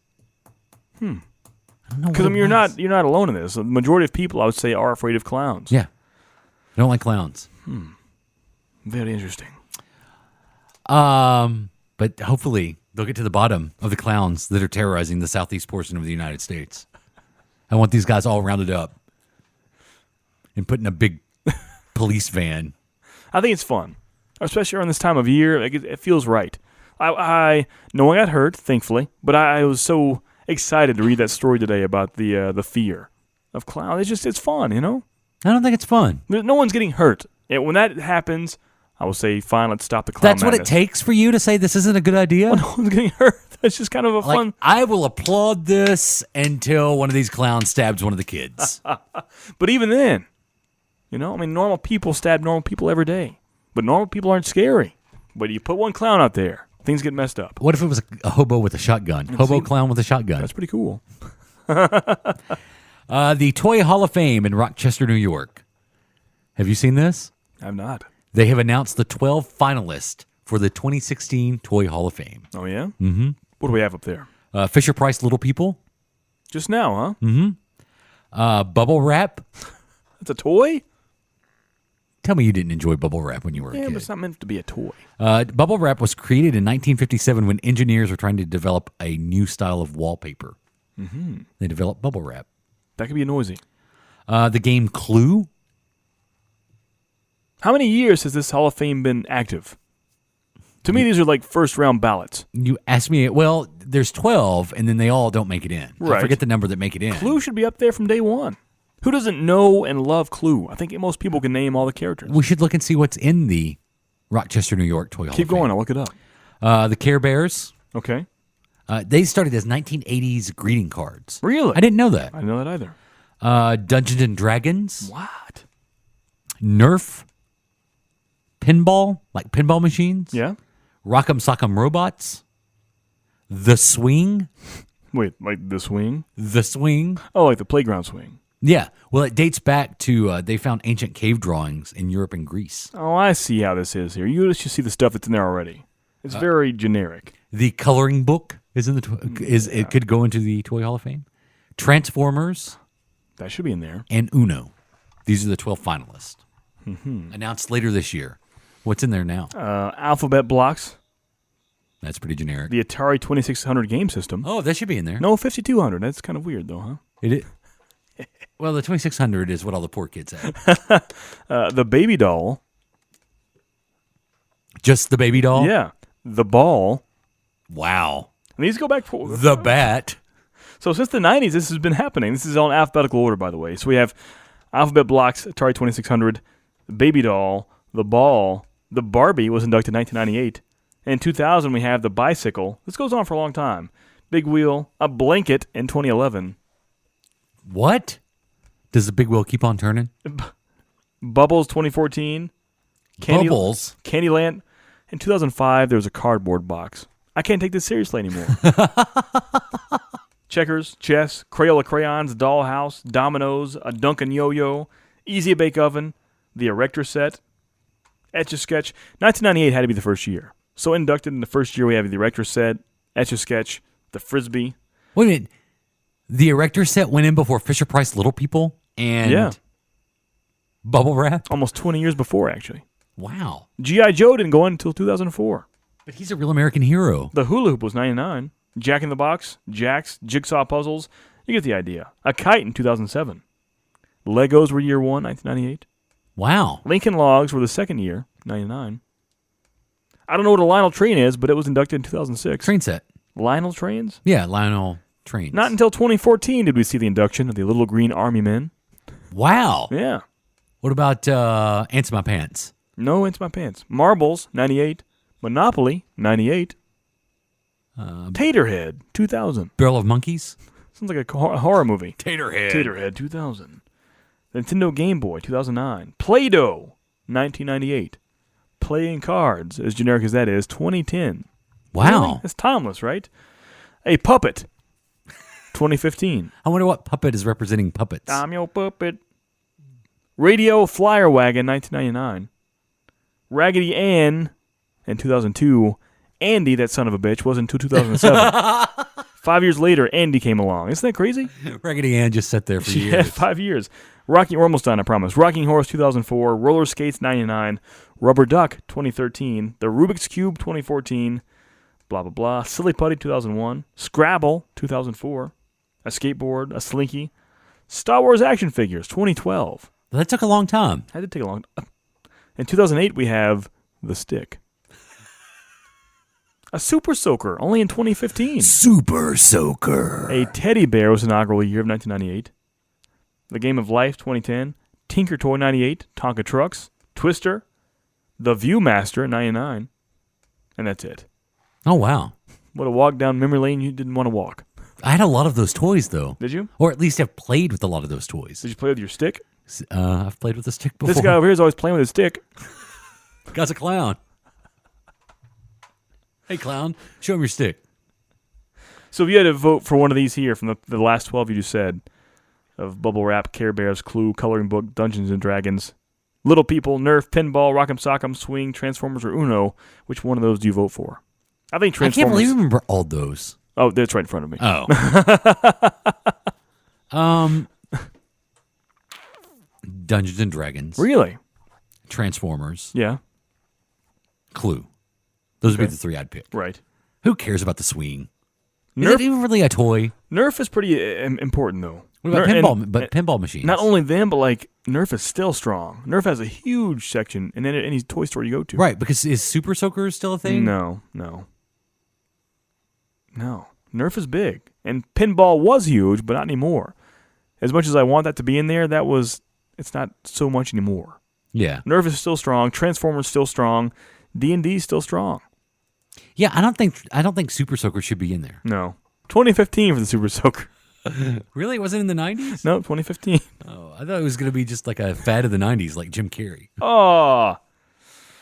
Why is the stick in there? And the stick has its own article and page. You never on here. played with a stick? The stick may be the world's oldest toy, it says.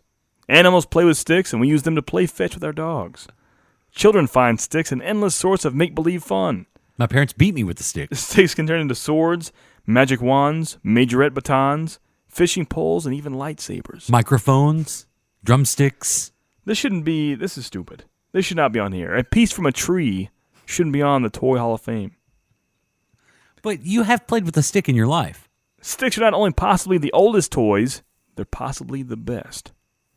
Better than a cardboard box? Yeah, why is that on there too? You never played in a cardboard box? I'm not a cat. I have not played in a cardboard box. I haven't. Really? I haven't. When you were a little kid, I bet you played in a cardboard box. If so, I have no recollection. Thank God. Why is a blanket on there? All you can do is make a cape out of it. Or a tent. Whatever. Did you never make a tent out of a blanket when you were a kid? If it wasn't for a king's robe, a bride's veil, Did you ever leave the cape, bedroom when a you... Roman soldier's cloak, a princess's flowing gown, and even a wizard's flying carpet? Never with a blanket. No, I didn't. I wasn't. No. You never made a tent with a blanket? No. Ugh. Really? And they have little poems for the blanket. And sometimes for an hour or so, I watch my leading soldiers go, with different uniforms and drills, among the bedclothes, through the hills. That makes no sense. None at all. I say take the blanket out, take the stick out, and put in some Nerf and Transformers. That's what I say. What about Fisher-Price Little People? They don't know. What? No. They should be in there. You know what? Bubbles. Bubbles are out of here. But everybody's played with Bubbles. Cardboard box, gone. Bubbles the chimp. My niece sent me a picture today. Yeah. Of, I guess this was a thing on the internet today. Uh-huh. But it's Paris, Michael Jackson's daughter, Yeah. Paris. And she's taking a selfie, and she's in the front seat. And the whole rumor is Michael Jackson is actually in the back seat with his face covered. That's happening now, huh? That's happening. He's in Tupac and Elvis Presley status? Yeah. I can show you pictures when we get done. Oh, wow. Like, I took the picture, I lightened it, zoomed in, sent it back. There is nothing in this photograph. And my niece is like, you can see him. He's like when he used to wrap his face. Oh, she believed it was him. Yeah. She did believe it. She kept saying, Michael Jackson is in there. No, he's not. He's not there. He did. He's dead. He's dead. Yeah. Along with Elvis. A kite should get out of there. I'd be careful how you're throwing that word around. I don't know. Lionel Trains. I don't know what Lionel Trains are. It was the company that made the train sets. That's stupid. No, that is not stupid. Lincoln Logs, you're out of here. I haven't touched you since kindergarten. What? How long did you play with Lincoln Logs? It doesn't matter. Every kid's played with them. I want a Transformer right now to play with. Not a Lincoln Log. You'd play with Lincoln Logs. Would you play with an erector set? I never did, no. But if one was presented to you now? I don't think so. I wouldn't know what to do with it. If someone gave you a Lionel Train set right now, you wouldn't put that together and play with it. I'm sure. But I'd much rather have a big old bag of Little Green Army Men. That's fair. Yeah. Those belong. What about marbles? Are you looking at the list? No. That's right after Little Green Army Men. I remember what you said earlier. Oh, yeah. The Monopoly. And Mr. Potato Head. He should be the king of the Hall of Fame. Oh, hell. Yeah, all hell, Tater Head. What about the Rock'em Sock'em robots? I don't know. They're iconic. I don't know if they should stay, though. Rock'em Sock'em? By the way, we'll have those Super set up Soakers. at the wedding, you know. Rock'em Sock'em robots. You gotta, and you play on which side you're representing. Really? Yeah. Wow. Do it. That does not seem like a good idea. If Adam and Cassie fought, which side would you take? Whose side are you going to be on? The puppet should go away. Which side of the courtroom will you sit? No puppets? No puppet. The wagon. Oh, come on. I know Dennis the Menace had a blast. A on radio his. flyer wagon? Dennis the Menace had a blast. Kids today aren't using a damn wagon. I think you are letting your indoor kid opinions overshadow what should and shouldn't be in the Toy Hall of Fame. Just get a wheelbarrow. What? A rubber duck needs to go away. You have to agree with that. Have you ever gotten any enjoyment that you can speak about on the show with a rubber duck? I've never had a rubber duck. Exactly. I didn't have a rubber ducky. What about a coloring book? Yeah, sure. Silly putty stays. I love some putty. If I don't get silly putty for Easter every year, I get mad. Silly putty stays. Yeah. Super Soaker stays. Well, Super Soaker's not in yet, is it? I thought you said it went in 2014. It wasn't there, yeah. Does that stay? Sure. It doesn't have any, But you're throwing out the radio flyer wagon? There's no need for that. A Super Soaker does what it does best. And a stick? It soaks superly. There are all kinds of other wagons out there. A good dog can replace that. Slinky belongs. Stick is gone. This isn't Adam's Toy Hall of Fame. Who are you? Get out of here, Stick. Hasbro WWF, come here. You're in. Short and squatties, you're in. Go over there where the coloring book was. Yeah. I don't know. I think anything that was a fad should not be in there. A lot of these are fads. Care Bears had what? Maybe 5 years of popularity, and then it's nothing? Care Bears, man? Come on. That was a flash in the pan. I was a huge Care Bears fan, but I can admit, flash in the pan. I'll tell you this. I think Care Bears had a longer shelf life than Transformers. What? Transformers are still big. I can't believe they came back. They came back. You're gonna have hell to pay for that one. They were gone for a long time. Care Bears over Transformers, huh? You know what? Hell to pay. In my Toy Hall of Fame, Care Bears in, Transformers out. Oh man, I hold a grudge because we couldn't afford them. Oh, so if GoBots had an option. GoBots in, Transformers out. See, I don't make this so personal. I have actual quality and value to my picks. You kicked the little the radio flyer wagon out. There's no need for that. I'm gonna haul off my whatever's in there, or I could just carry them with my hands. Instead of the wheels, I'll use my feet.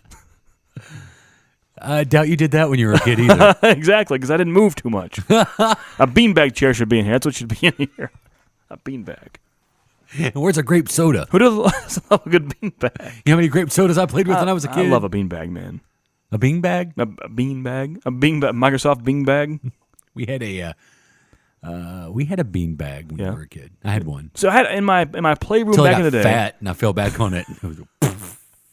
So I had a playroom back in the day. I had a beanbag and I had the toy set in there. So I've had both sides of this thing. You had what else? All kinds of stuff in there. Such as? I mean, it was video games and toys and stuff. Well, let's get specific about the toys. I mean, a huge train track, huge. So yeah, Lionel train set. I don't remember that brand name. I guess it's. I mean, you know what I wanted? What's that? The train track that they had on silver spoons. Oh, what was on that one? It went all the way through the house and you could ride it. Oh yeah, Mine was pretty nice. I had a KFC and a Burger King in there. In Silver Spoons? No, like in my train track. Oh. Like the actual model building, you know. Oh, that's fun. Yeah. I missed that train track. See? What was the point? What was the point of a train set, though? You just watch it. Yeah, see? I can't do that anymore. I've got to be interactive. Woo, woo. Woo, woo. Use your imagination. Yeah. So I've always talked about all these toys in the Hall of Fame. Give me one you would put in there we haven't even talked about. There's got to be one, honestly, that you liked and loved as a kid that isn't in there. Something. Pedal ball.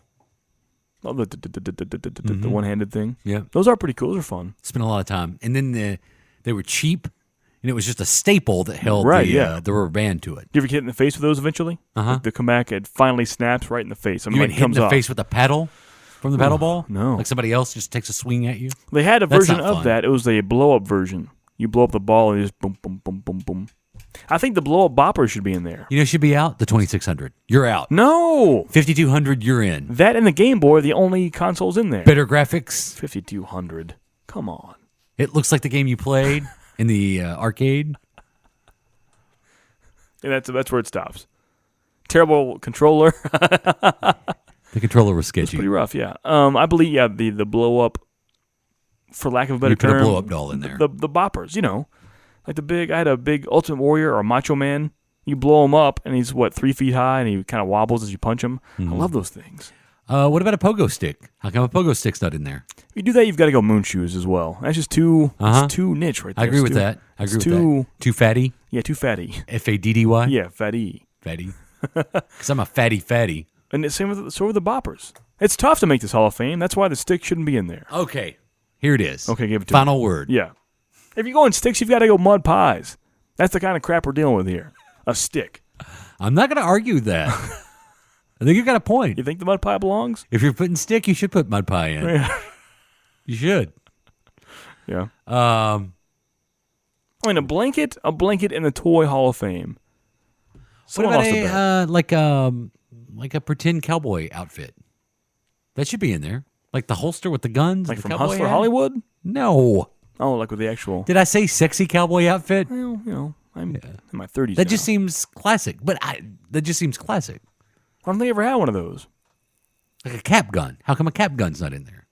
Well, yeah, Because it wouldn't be politically correct to put a gun that's true. in the Toy Hall of Fame. Cap guns are good. They're fun. Yeah, they are a lot of fun.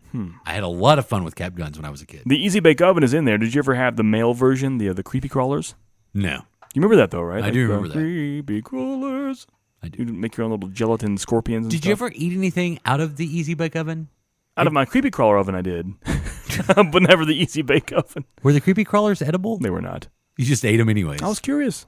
What does this taste like? Play-Doh, not so good. Crayons, even worse. Creepy crawlers, bad. Sometimes when I get sick and I have mucus in my nose, it smells like when I ate the creepy crawler and I get sick. That's probably what it is. That's probably still in there. You've probably done permanent damage. Did you shove them up your nose? No, it's in my mouth. Final word. Ribbon dancer should be in there. No. Yeah, and No. skip it. Or a Bop It actually should be in there. They're making brand new Bop Its to this day. A brand new one just came out. Brand new version of Bop It. Well, if you're going to put a Bop It in there. That's my vote. Bop It. Bop It? 2016. Trivial Pursuit should be in there. You think so? What? A Trivial Pursuit. There are a lot of board games like Monopoly and Life and Sorry, so maybe so. Yeah. Was Connect A 4 little in there? TP action, it should be in there. Connect 4 or Bop It? Eh. I think those two. Or, Categories. no. Guess who? Guess Who was my next question. Yeah. Everyone Guess- loves Guess Who. But I'm staying with Bop It. 2016 Bop It. Or memory. No. What's next? You didn't like memory? No. No. Why? I mean, after the age of 5, there's no challenge. Were you not good at it? There's no challenge after 5. Oh, I bet if we played a game of memory right now, you wouldn't be as good as you think you are. I've got a pretty good memory. Yeah, but is it played good a lot enough of- to beat me at memory? Played a lot of Super Mario Brothers 3, that memory game in there. Remember the cards you turn over? And Oh, yeah. Why is the Nintendo not in there? that's a good point. I The don't know. Nintendo came out in 1985. Right. The Game Boy's there, and the 2600 is there, but no NES. That's ridiculous. I I think we should lobby to get the NES think in so. the Toy Hall of Fame. I agree. Maybe they're racist because it was a Japanese import. That's very true. It's the Trump Toy Hall of Fame. Yeah. Adam's Ghost. Yes. It's back. It is back. It's seasonal. It's like the pumpkin spice latte. It is. It's only here for a limited time. But it's here now. So you got to grab it while we have it. Next. Welcome to Myobi Defend Your Childhood, the podcast where every week we put a little bit of your past on trial. First, we take a movie that you like. You know the ones. The ones the buses always had on field trips. We got the real jam going down. Welcome to the Space Jam. The afternoon animated show tie-in. Or rewrite history. DuckTales. Or the ones your parents didn't want you to see but you watched at a sleepover. So that's the game. The movies are 10 years old and the defendant hasn't seen them in 5. So, in the end, does your past hold up?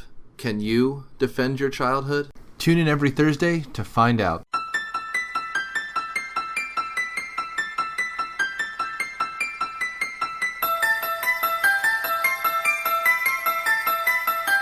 It's scarier than a Galaxy Note 7 in your pants. It's pretty damn scary. They recalled all of them, right? Yeah, worldwide recall. A worldwide recall of Galaxy Note 7s. Yeah. Because they can kill you. Yeah. They've set cars on fire, bassinets on fire. Now, to be fair, all cell phones and devices like that have the battery have that possibility to do that. But right. the ratio is higher with the Note 7 enough to offer a recall. I've seen cell phone batteries explode. It's not pleasant. No, it's not uncommon. Bad. It's bad. They've had to land airplanes before because lithium batteries have caught fire. When I worked at a certain place at the Apple store. At the Genius Bar. We had swollen batteries people would bring in. It's about to burst or combust.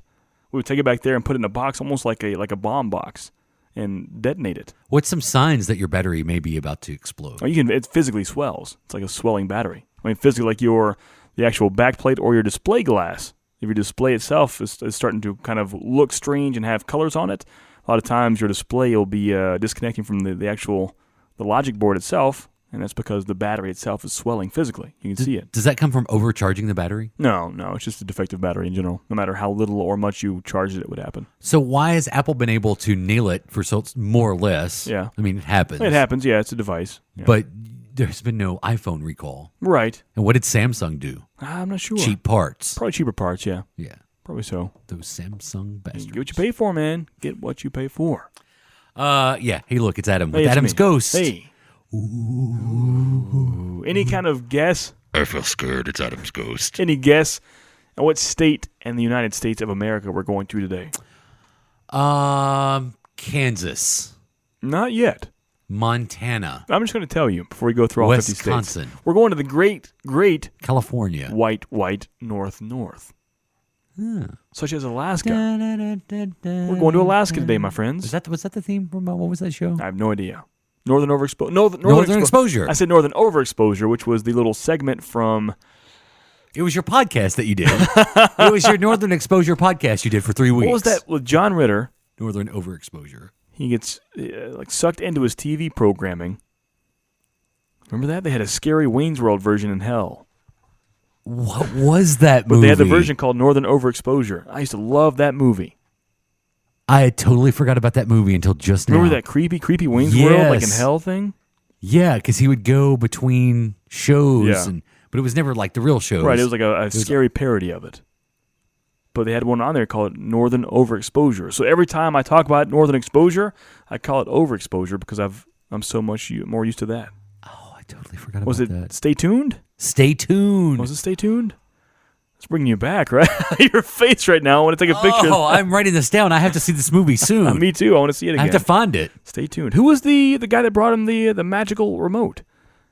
I can't remember. I don't remember either. I've got to go back and watch this. Anyway, stay tuned. John Ritter, check it out. Better than Hot Rod. To go back to last week's show. More fun to watch. Maybe not funnier. We said comedies. I put it in top 50. I remember the Wayne's World parody, too. It was scary. Yeah. It was like in hell. Uh-huh. Terrifying. Wow. Okay. Anyway, so we have... Hawaii, right? Yes. No, Alaska. Oh, sorry. Great White North. Alaska and Anchorage, Alaska. At the Clark Middle School in Anchorage, Alaska. Yes. It's an old school that is haunted by a woman in a white dress. She'll play with instruments in the band room, appear in empty hallways in the summer, and even turn classroom lights off. Oh, Clark, do you like my dress? She's not known to harm people, just to scare them. Did she play tambourine? I think she does. With a silver jingle. Most of the teachers tell the students there's a female ghost that comes up to the floors, and other teachers even say there's no ghost, and it's all hocus pocus. At the Clark Middle School Which in is Anchorage, another Alaska. terrible Halloween Oh, movie. come on. Oh, here's one, a little specific. If you're in Anchorage, Alaska, at the Courtyard by Marriott, specifically room 201, the Courtyard Marriott in Anchorage, Alaska. This room is haunted by a man who died there, and whose body was not even found for several days, according to the staff. Also, I do believe that's John Wilkes Booth. there is a ghost by the name of Ken who wanders the parking lot and courtyard in and around the gazebo. Hey guys, I'm Ken. I'm the Marriott ghost. Just hanging around. Hope you don't want fresh towels because the staff here kind of sucks. There's also what appears to be a It's cat Ken. walking around the hotel. Ken is cat. Ken is a Yelp ghost. Yep. He goes around and gives bad reviews. How about the historic Anchorage Hotel in Anchorage, Alaska? Anchorage's oldest hotel is haunted by many, many things. Several guests have reported seeing a young girl walk the second floor hall. In rooms 215 and 217, the television will turn on and off at will. Also, the water in the tub and sink will run by itself. Employees have even reported hearing people coming down the stairs when the hotel is totally empty. That's pretty scary, huh? Hey, hey, little scary girl ghost. How about, this is a good one, from what the first few words I've read. The Little Karaoke Place in Anchorage, Alaska. I can't wait to hear this. The Korean owner of this place was killed by Chinese weightlifters in 1999. What? I can't do any of those impressions. You can't. No, that would be too offensive. The owner's spirit is sometimes seen peeking out of the window. What was the weightlifter's nationality? So they're Chinese, but the Korean owner of the Little Karaoke Place There's nothing I can do. was killed by Chinese weightlifters in 1999. I think for the first time in my life, I'm going to do actual extensive research on this Adams ghost story. I do believe that is not John Wilkes Booth. Oh, man. So also in Anchorage. Anchorage is very, very haunted, very haunt-heavy. North to Alaska. In Ship Creek, or on Ship Creek in Anchorage. Well, I was once up Ship's Creek. Haunted by the spirit of an Alaskan native woman named Marie, who was murdered there in 1987. She's said to appear to natives who were homeless and warn them not to linger. Maria. Wendy Williamson. Hey, I'm Marie. How about this? In West High School, we'll do one more for Anchorage. Just one more for Anchorage, Alaska. In the West High School in Anchorage, Alaska, it is said that the basement auditorium and the area where it links to the middle school, there are restless creatures that are only semi-human in the area, the basement of the school. They take out their anger on a lot of students and young teachers. And rumor has it that West High and its neighborhood were once an elusive, swampy forest area. And the creatures hate how their land has become so polluted and contaminated, they must attack the now locals. So they're social justice creatures. It's possible. Or divine justice. Political activists. It's possible. One last one. I'm going to throw a dart on my Alaska globe here. Ow. And we're going to the beautiful Did you just land. make the dart sound with your mouth? No, it's real. Going to the beautiful land of Nightmute, Alaska, for the Nightmute High School. Said that there's a little girl roaming and haunting the whole school. Staff members and students have seen and heard her. She would sometimes hum, appear to both the boys' and girls' bathrooms, turn lights off and on, and bounce a basketball. No one really knows how she died, but it is said there's a grave under the classroom number 106, and she's mostly in that classroom, in the Nightmute High School in Nightmute, Alaska. And that is Adam's Alaskan Ghosts. What about that weightlifting thing, though, huh? Can't do anything. Can't do a thing about that. Like, I wish it could have been like German weightlifters or something. Nine. That's still pretty... I don't know if you can do that yet. Really? We can't do that yet? Maybe you can. We can't do German accents? I guess you can, yeah, sure. 1992, Stay Tuned. Starring John Ritter. Yes, that's the one. And Pam, well, Well, my phone closed. Well, Everything was fine. I can't get this. the new update? The new iOS. Yeah. Thank you for making me have to put in 14 numbers and my fingerprint. Pam Dauber, who was on Mork and Mindy. She was Mindy on Mork and Mindy. Oh, really? Okay. And I think you were thinking of Jeffrey Jones is the guy that put him in the TV, or put them in the TV. Yes. And Jeffrey Jones was the principal in Ferris Bueller's Day Off. Yes. Boom, boom. Yep. And in Howard the Duck. Yes, he was in Howard Don't the Duck. look up what happened to him recently. Howard the Duck? Jeffrey Jones. Oh, I know. Yeah. He was busted for, well, he said he had art. Right. But that was a few years ago, right? Yeah, it was a while, but still he's... Like children's art. Yeah, he's been kind of And I'm not blacklisted. talking about the children's art that you put on your refrigerator. Right. No fridge. Please don't. Yeah. Is he still in? He didn't go to jail though. I think you saw like a database, ruined for life. Yeah. 46% on Rotten Tomatoes. Really? I can take that. Still better than Batman v Superman. That's true, as it should be. Television's John Ritter, TV's 8 Simple Rules, TV's Three's Company, and Pam Dauber, Mork and Mindy, My Sister Sam. I forgot about My Sister Sam. Oh, yeah. Star in this outrageous comedy about a suburban couple who buy a large screen TV and satellite dish from that nice salesman from Hellivision. Trying to put the spark back in their marriage, they get sucked into the dish and must endure 24 hours in an alternate television dimension. Stuck among shows like Wayne's Underworld. And sadistic home videos. A laugh romp through the airwaves, co-starring Eugene Levy. Yep. American Pie, Best in Show. Rapper Salt and Peppa. Oh, yeah. And featuring a delightful animated short by legendary Looney Tunes animator Chuck Jones. I want to see this again. Chuck Jones.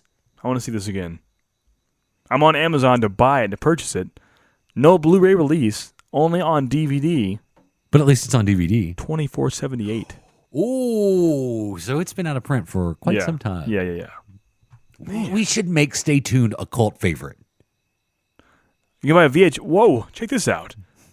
Through Amazon Prime, from the Amazon warehouse, sealed with free one-day shipping, you can buy a VHS version of it for $9.99. Wow. Amazon has VHS on stock. I think VHS is coming back. On Prime as well. That's like a brand new product wrapped and shipped you free within 48 hours. Well, I think I read an article that earlier this year or sometime last year, the very last VCR was made. Right, yeah. That's crazy. But then they fired it back up this year. Right. Because for some reason, people are wanting to actually watch VHS tapes. I don't understand it. Wow. The first print run of Stay Tuned for DVD, I don't know another way to describe this, not your normal kind of clamshell casing, but more of I think the actual case itself was cardboard, but had a small black plastic ridge on the right. You would open the DVD. Remember those first run of DVDs were like that? That one is $60. My Johnny Dangerously is like that. Really? Yeah. It's like I don't know why they thought that was a good design plan, to make the actual packaging cardboard and like a small, cheaply made plastic latch.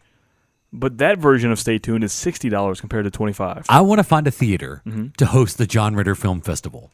Ooh, not a bad idea. At the John Ritter Film Festival, we will have Stay Tuned. Right. We will have... Can we have It? Real Men. We could have It. Yeah. Real Men with James Belushi. Jim Belushi. Real Men, It, Stay Tuned, and Problem Child 1 and 2. Yeah, can't forget Problem Child. Uh-huh. Oh, yeah. That's good stuff. I like this idea. Me too. We need to find someone to host the John Ritter Film Festival. I'm destined to buy this movie. I'm on eBay right now trying to find Stay Tuned. I had totally forgotten about that so movie. so much. And I never forget movies. No. Your face when you remembered that. I know, because I just... Man. I remember Hellivision. I remember Wayne's Underworld. Sadistic home videos. These are out of print. All these, even on eBay, are rare and out of print. The cheapest one here is $24 on eBay. It's worth it. Damn it. It's worth it. You know how many VHS copies I could have stolen from the rental store? Do it. Adam, what did you spend $24 on eBay for? Stay tuned. It's awesome. The best part is, based on those recommendations, eBay says I should look up Leonard Part 6 and the Garbage Pail Kids movie. All good suggestions. I'd stay away from both of those. What? I love GPK. Love it. You liked Leonard Part 6? It's all right, but Garbage Pail Kids for life. No. I love that movie dearly. No. It's near and dear to my heart. You are being blinded by nostalgia. No. That and Howard the Duck, top 50 movies of all time. Oh, man. Your top 50 movies of all time are going to have classics like Yahoo Serious movies. Young Einstein. I love Young Einstein. They came out the same year as Batman. Well, Really? The original 1989's Batman. Okay. Because I remember I had a lobby pamphlet for Batman, and on the back of it was Young Einstein. I love Young Einstein. Yahoo Serious. I love him. From Australia. Right, right. One of the great exports from Australia. Yeah. Yahoo Serious. Do you think Garbage Pail Kids or Howard the Duck is a better film? Howard the Duck. Okay. Could stand by that. Mm-hmm. Do you think Goodfellas or Hot Rod is a better movie? Honestly? Uh-huh. Well, I've never seen Goodfellas. Okay. Saving Private Ryan. Which one do I enjoy more, or which one is made No, what better? is a better movie? Saving Private Ryan. It's a better movie. Schindler's List or Stay Tuned? Better movie is Schindler's List. I enjoy Stay Tuned much more, though. It's a trick question. It's more well-made, but Stay Tuned is so much better. There Will Be Blood Uh-huh. or Pop Star? There Will Be Blood is made fantastically well, but I like Pop Star much I thought you more. liked There Will Be. Do you like that, right? I do, yeah. Did yeah. you said you enjoyed that? Yeah. No Country for Old Men or Problem Child? I would pick No Country for Smiley Old Men. Paws. On both sides. Really? On both sides, I'll pick No Country for Old Men, yeah. It's a better movie, Yeah. and you enjoy it more. Yeah, yeah. Yeah, that's not the one where he says, "This is my happy face." I know, I'm aware. That's man of the house. I'm aware. The only thing I didn't like about No Country for Old Men was Tommy Lee Jones. No. I've told you before, I'm not a huge TLJ fan. It's hard to believe Josh Brolin's the kid from the Goonies. Right, yeah. It's true. But every Tommy Lee Jones character is the exact same. The Goonies or Ferris Bueller's Day Off? Ferris Bueller. Really? No question for me on that, yeah. Really? Yeah. Is that bad? Is that wrong? No, that's fine. Okay, yeah. These are just what you think. I like Goonies, but I'm not like crazy like the world is over the Goonies. But you almost cosplayed Goonies. I know, yeah. I like it a lot, but I'm not like... I mean, Ferris Bueller was my jam. Yeah. I think, script is so much better. The acting, It's a John Hughes movie. the cast, it's all good. It's all good. Yeah. Did you ever see the TV show based off Ferris Bueller's Day Off? Yeah. And then at the same time, there was a show called Parker Lewis Can't Lose. I used to love Parker Lewis. Which was on Fox. Right. Which is basically just a Ferris Bueller ripoff. Right. I love But Parker then Lewis. NBC actually had Ferris Bueller's Day Off. They recast Ferris. Yeah. That was How dare they? That was the same year NBC debuted a TV version of Working Girl. Uh-huh. The movie with Melanie Griffith. Yeah. It starred an unknown Sandra Bullock in that Oh, character. yeah. That's where she got True. her first breakout role. Well, I have the story of a real life time traveler, Okay. Oh, a real one, huh? but I'm going to save that for next week. Oh, okay. Now you got something to look forward to. They can travel to next week. Because it's just too involved. But this guy says he's been to Mars. He says he was at Gettysburg during the Gettysburg Address. So he's alive now, but says he's traveled back then. Oh, he ran for president. Did he leave us a voicemail earlier? No. Okay. No. But he did try to run for president. Really? Uh-huh. Wow. It's not Bernie Sanders. Anything else we need to talk about this week? I think it's about it. South Park had their 20th... Isn't that crazy? Started their 20th season. How old do you feel? Pretty old. It's crazy for me to think that, the first season that came out, I was obsessed and loved it. I was 12 years old. I see a 12-year-old now, and I think of them watching South Park. I can't imagine it. I remember I drove a red pickup truck at the time, Uh-huh. a Chevy S10. And I had a little Kenny bumper sticker that I had on the back of the window. Yeah. And nobody knew what it was. Really? Yeah. It's almost, Because it was right when South Park, the first season. I do love South Park. Actually, the kid. I think the cool thing is they've grown with the audience, if that makes sense. I was a 12-year-old and loved it. I probably shouldn't have been watching that. I know I shouldn't have, but it grew with me, where I believe now even 18-year-olds think South Park isn't cool, but 30 and 40-year-olds do still. Oh, yeah, just like You know The what I mean? Simpsons. Yeah, exactly. Yeah. So it's good that happened. I think it's how you have to evolve and stay with your crowd. Because, if you kept appealing to the 12-year-olds, it wouldn't stick around. But they're still doing the same type of. Oh yeah, material. there's no difference. Like, you can watch that.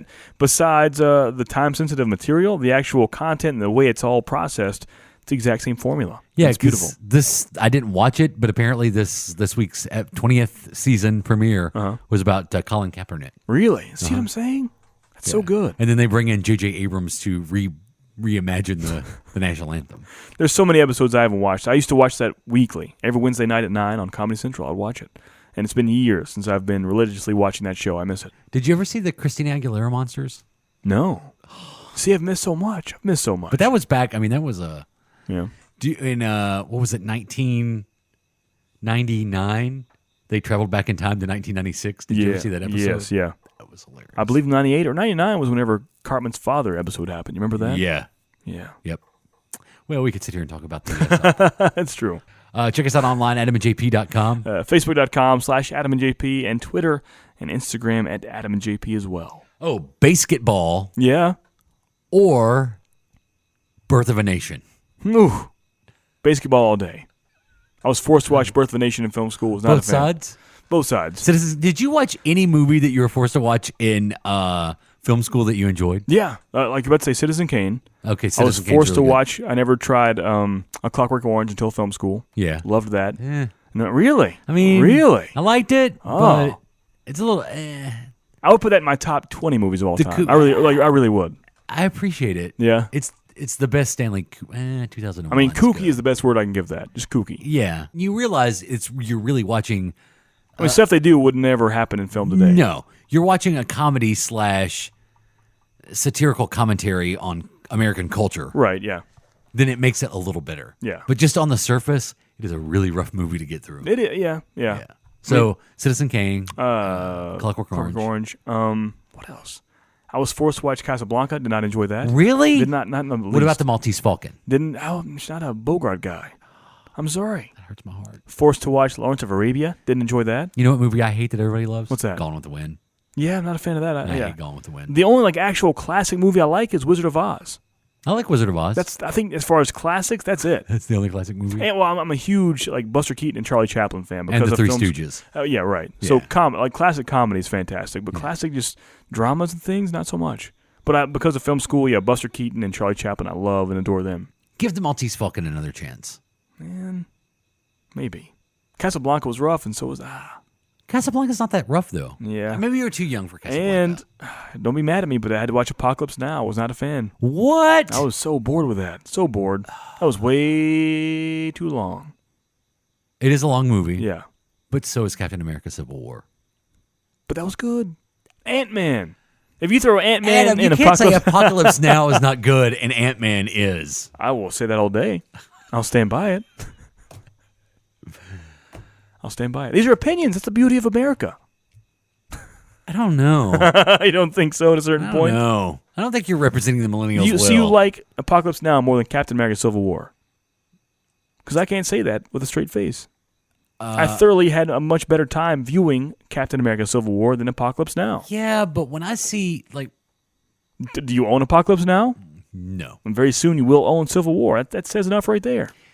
But it's different. It's when I go and see a really well-made, thoughtful movie, it affects me differently. Mm-hmm.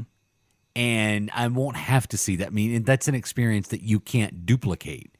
You can duplicate the fun of Captain America: Civil War, but you can't duplicate the impact that a movie like Apocalypse Now or even Full Metal Jacket makes on you when you see it.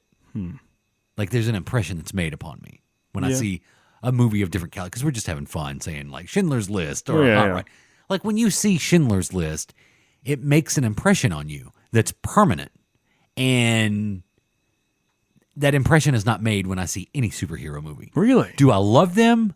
And do I love watching them over and over again? Are they so much fun? Yeah. Really? But even Back to the Future didn't make that sort of soulful impression on me. Really? It's just fun, and I love it. Interesting. And I would live there if I could. Maybe my wires are crossed because I get that feeling seeing a superhero movie, a well-done one. Yeah. Especially an origin story. Or I would say even No Country for Old Men, I'd probably put in the higher echelon of movies. Huh. I don't have that feel. Yeah, because it's just not. I mean, not that, and especially, and we've talked about this a bunch. There is a lot of thought that goes into the comic book based movies today, but it's different. It is. You sound like one of those Oscar guys. No, it is different though. There is a difference in, like, hey, you've written some stuff. Wouldn't it be cool to write Captain America? Yeah, that would be cool, and the whole experience would be fun. But there is no deep personal message that's being pushed out to an audience by a writer in a superhero movie. Now you're bringing me down. I mean, well, that's just true. And when you go see Schindler's List or any of these, important movies that we've said, Apocalypse Now, even A Clockwork Orange, there's a difference there. It's like you like M&Ms and you like a really good steak, but what has more substance? But you'll eat M&Ms all day. Yeah. And love them. I actually have those emotional feelings with superhero movies sometimes. I do. I do. I don't know that I ever have. That's sad. That saddens me. I mean, I love them. Don't get me wrong. I love superhero movies. Right, Obviously, I love superhero movies. Yeah. And I will watch them over and over again. And I will watch superhero TV shows over and over again. But that's what that is. That's just, it's fun. Over and over again, fun. I just get more invested in those characters because I care about them so much. Like if I saw on screen Tony Stark die, I would have much more of emotional impact than if I saw some character from Apocalypse Now I didn't care about die. Really? Yeah, totally. Yeah. Like the first time I went to see, like we talked about, Saving Private Ryan. I just think, I don't know, it's just different for me. It's a different emotional experience. Very interesting. Yeah. Like I'm happy the whole time I'm watching something super. I don't think I've ever been sad. Well, I was sad when I went to see Batman v Superman. For a different reason. But for a different reason. Yeah. But there's never been something that saddens me to where I'm still sad after a superhero movie. Yeah. Other than the fact that I paid to see it. When it's a DC movie. But, I mean, there's parts. I mean, I've been very sad walking out of movies before. Oh, yeah. And it takes you a long time to get past it. And you like that feeling? See, that's what I'm saying. That's what the difference is. Do you like that?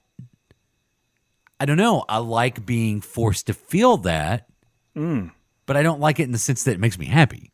I see. Because to me, that's a negative feeling. If I walk out sad, that's a bad thing. But it makes you think, and that's what I like.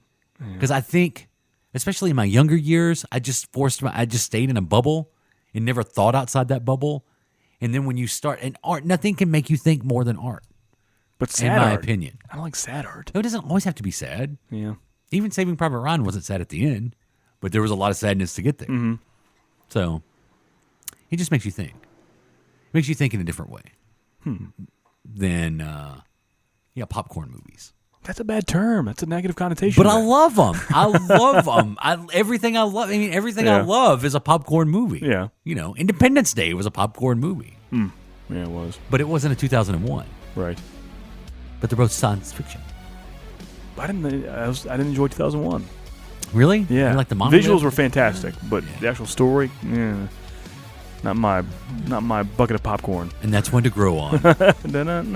As we were saying 30 minutes ago. Yeah, check us out. AdamandJP.com. I'm Jay Patrick. That's Adam. This is the Adam and JP Show. Face Sealer.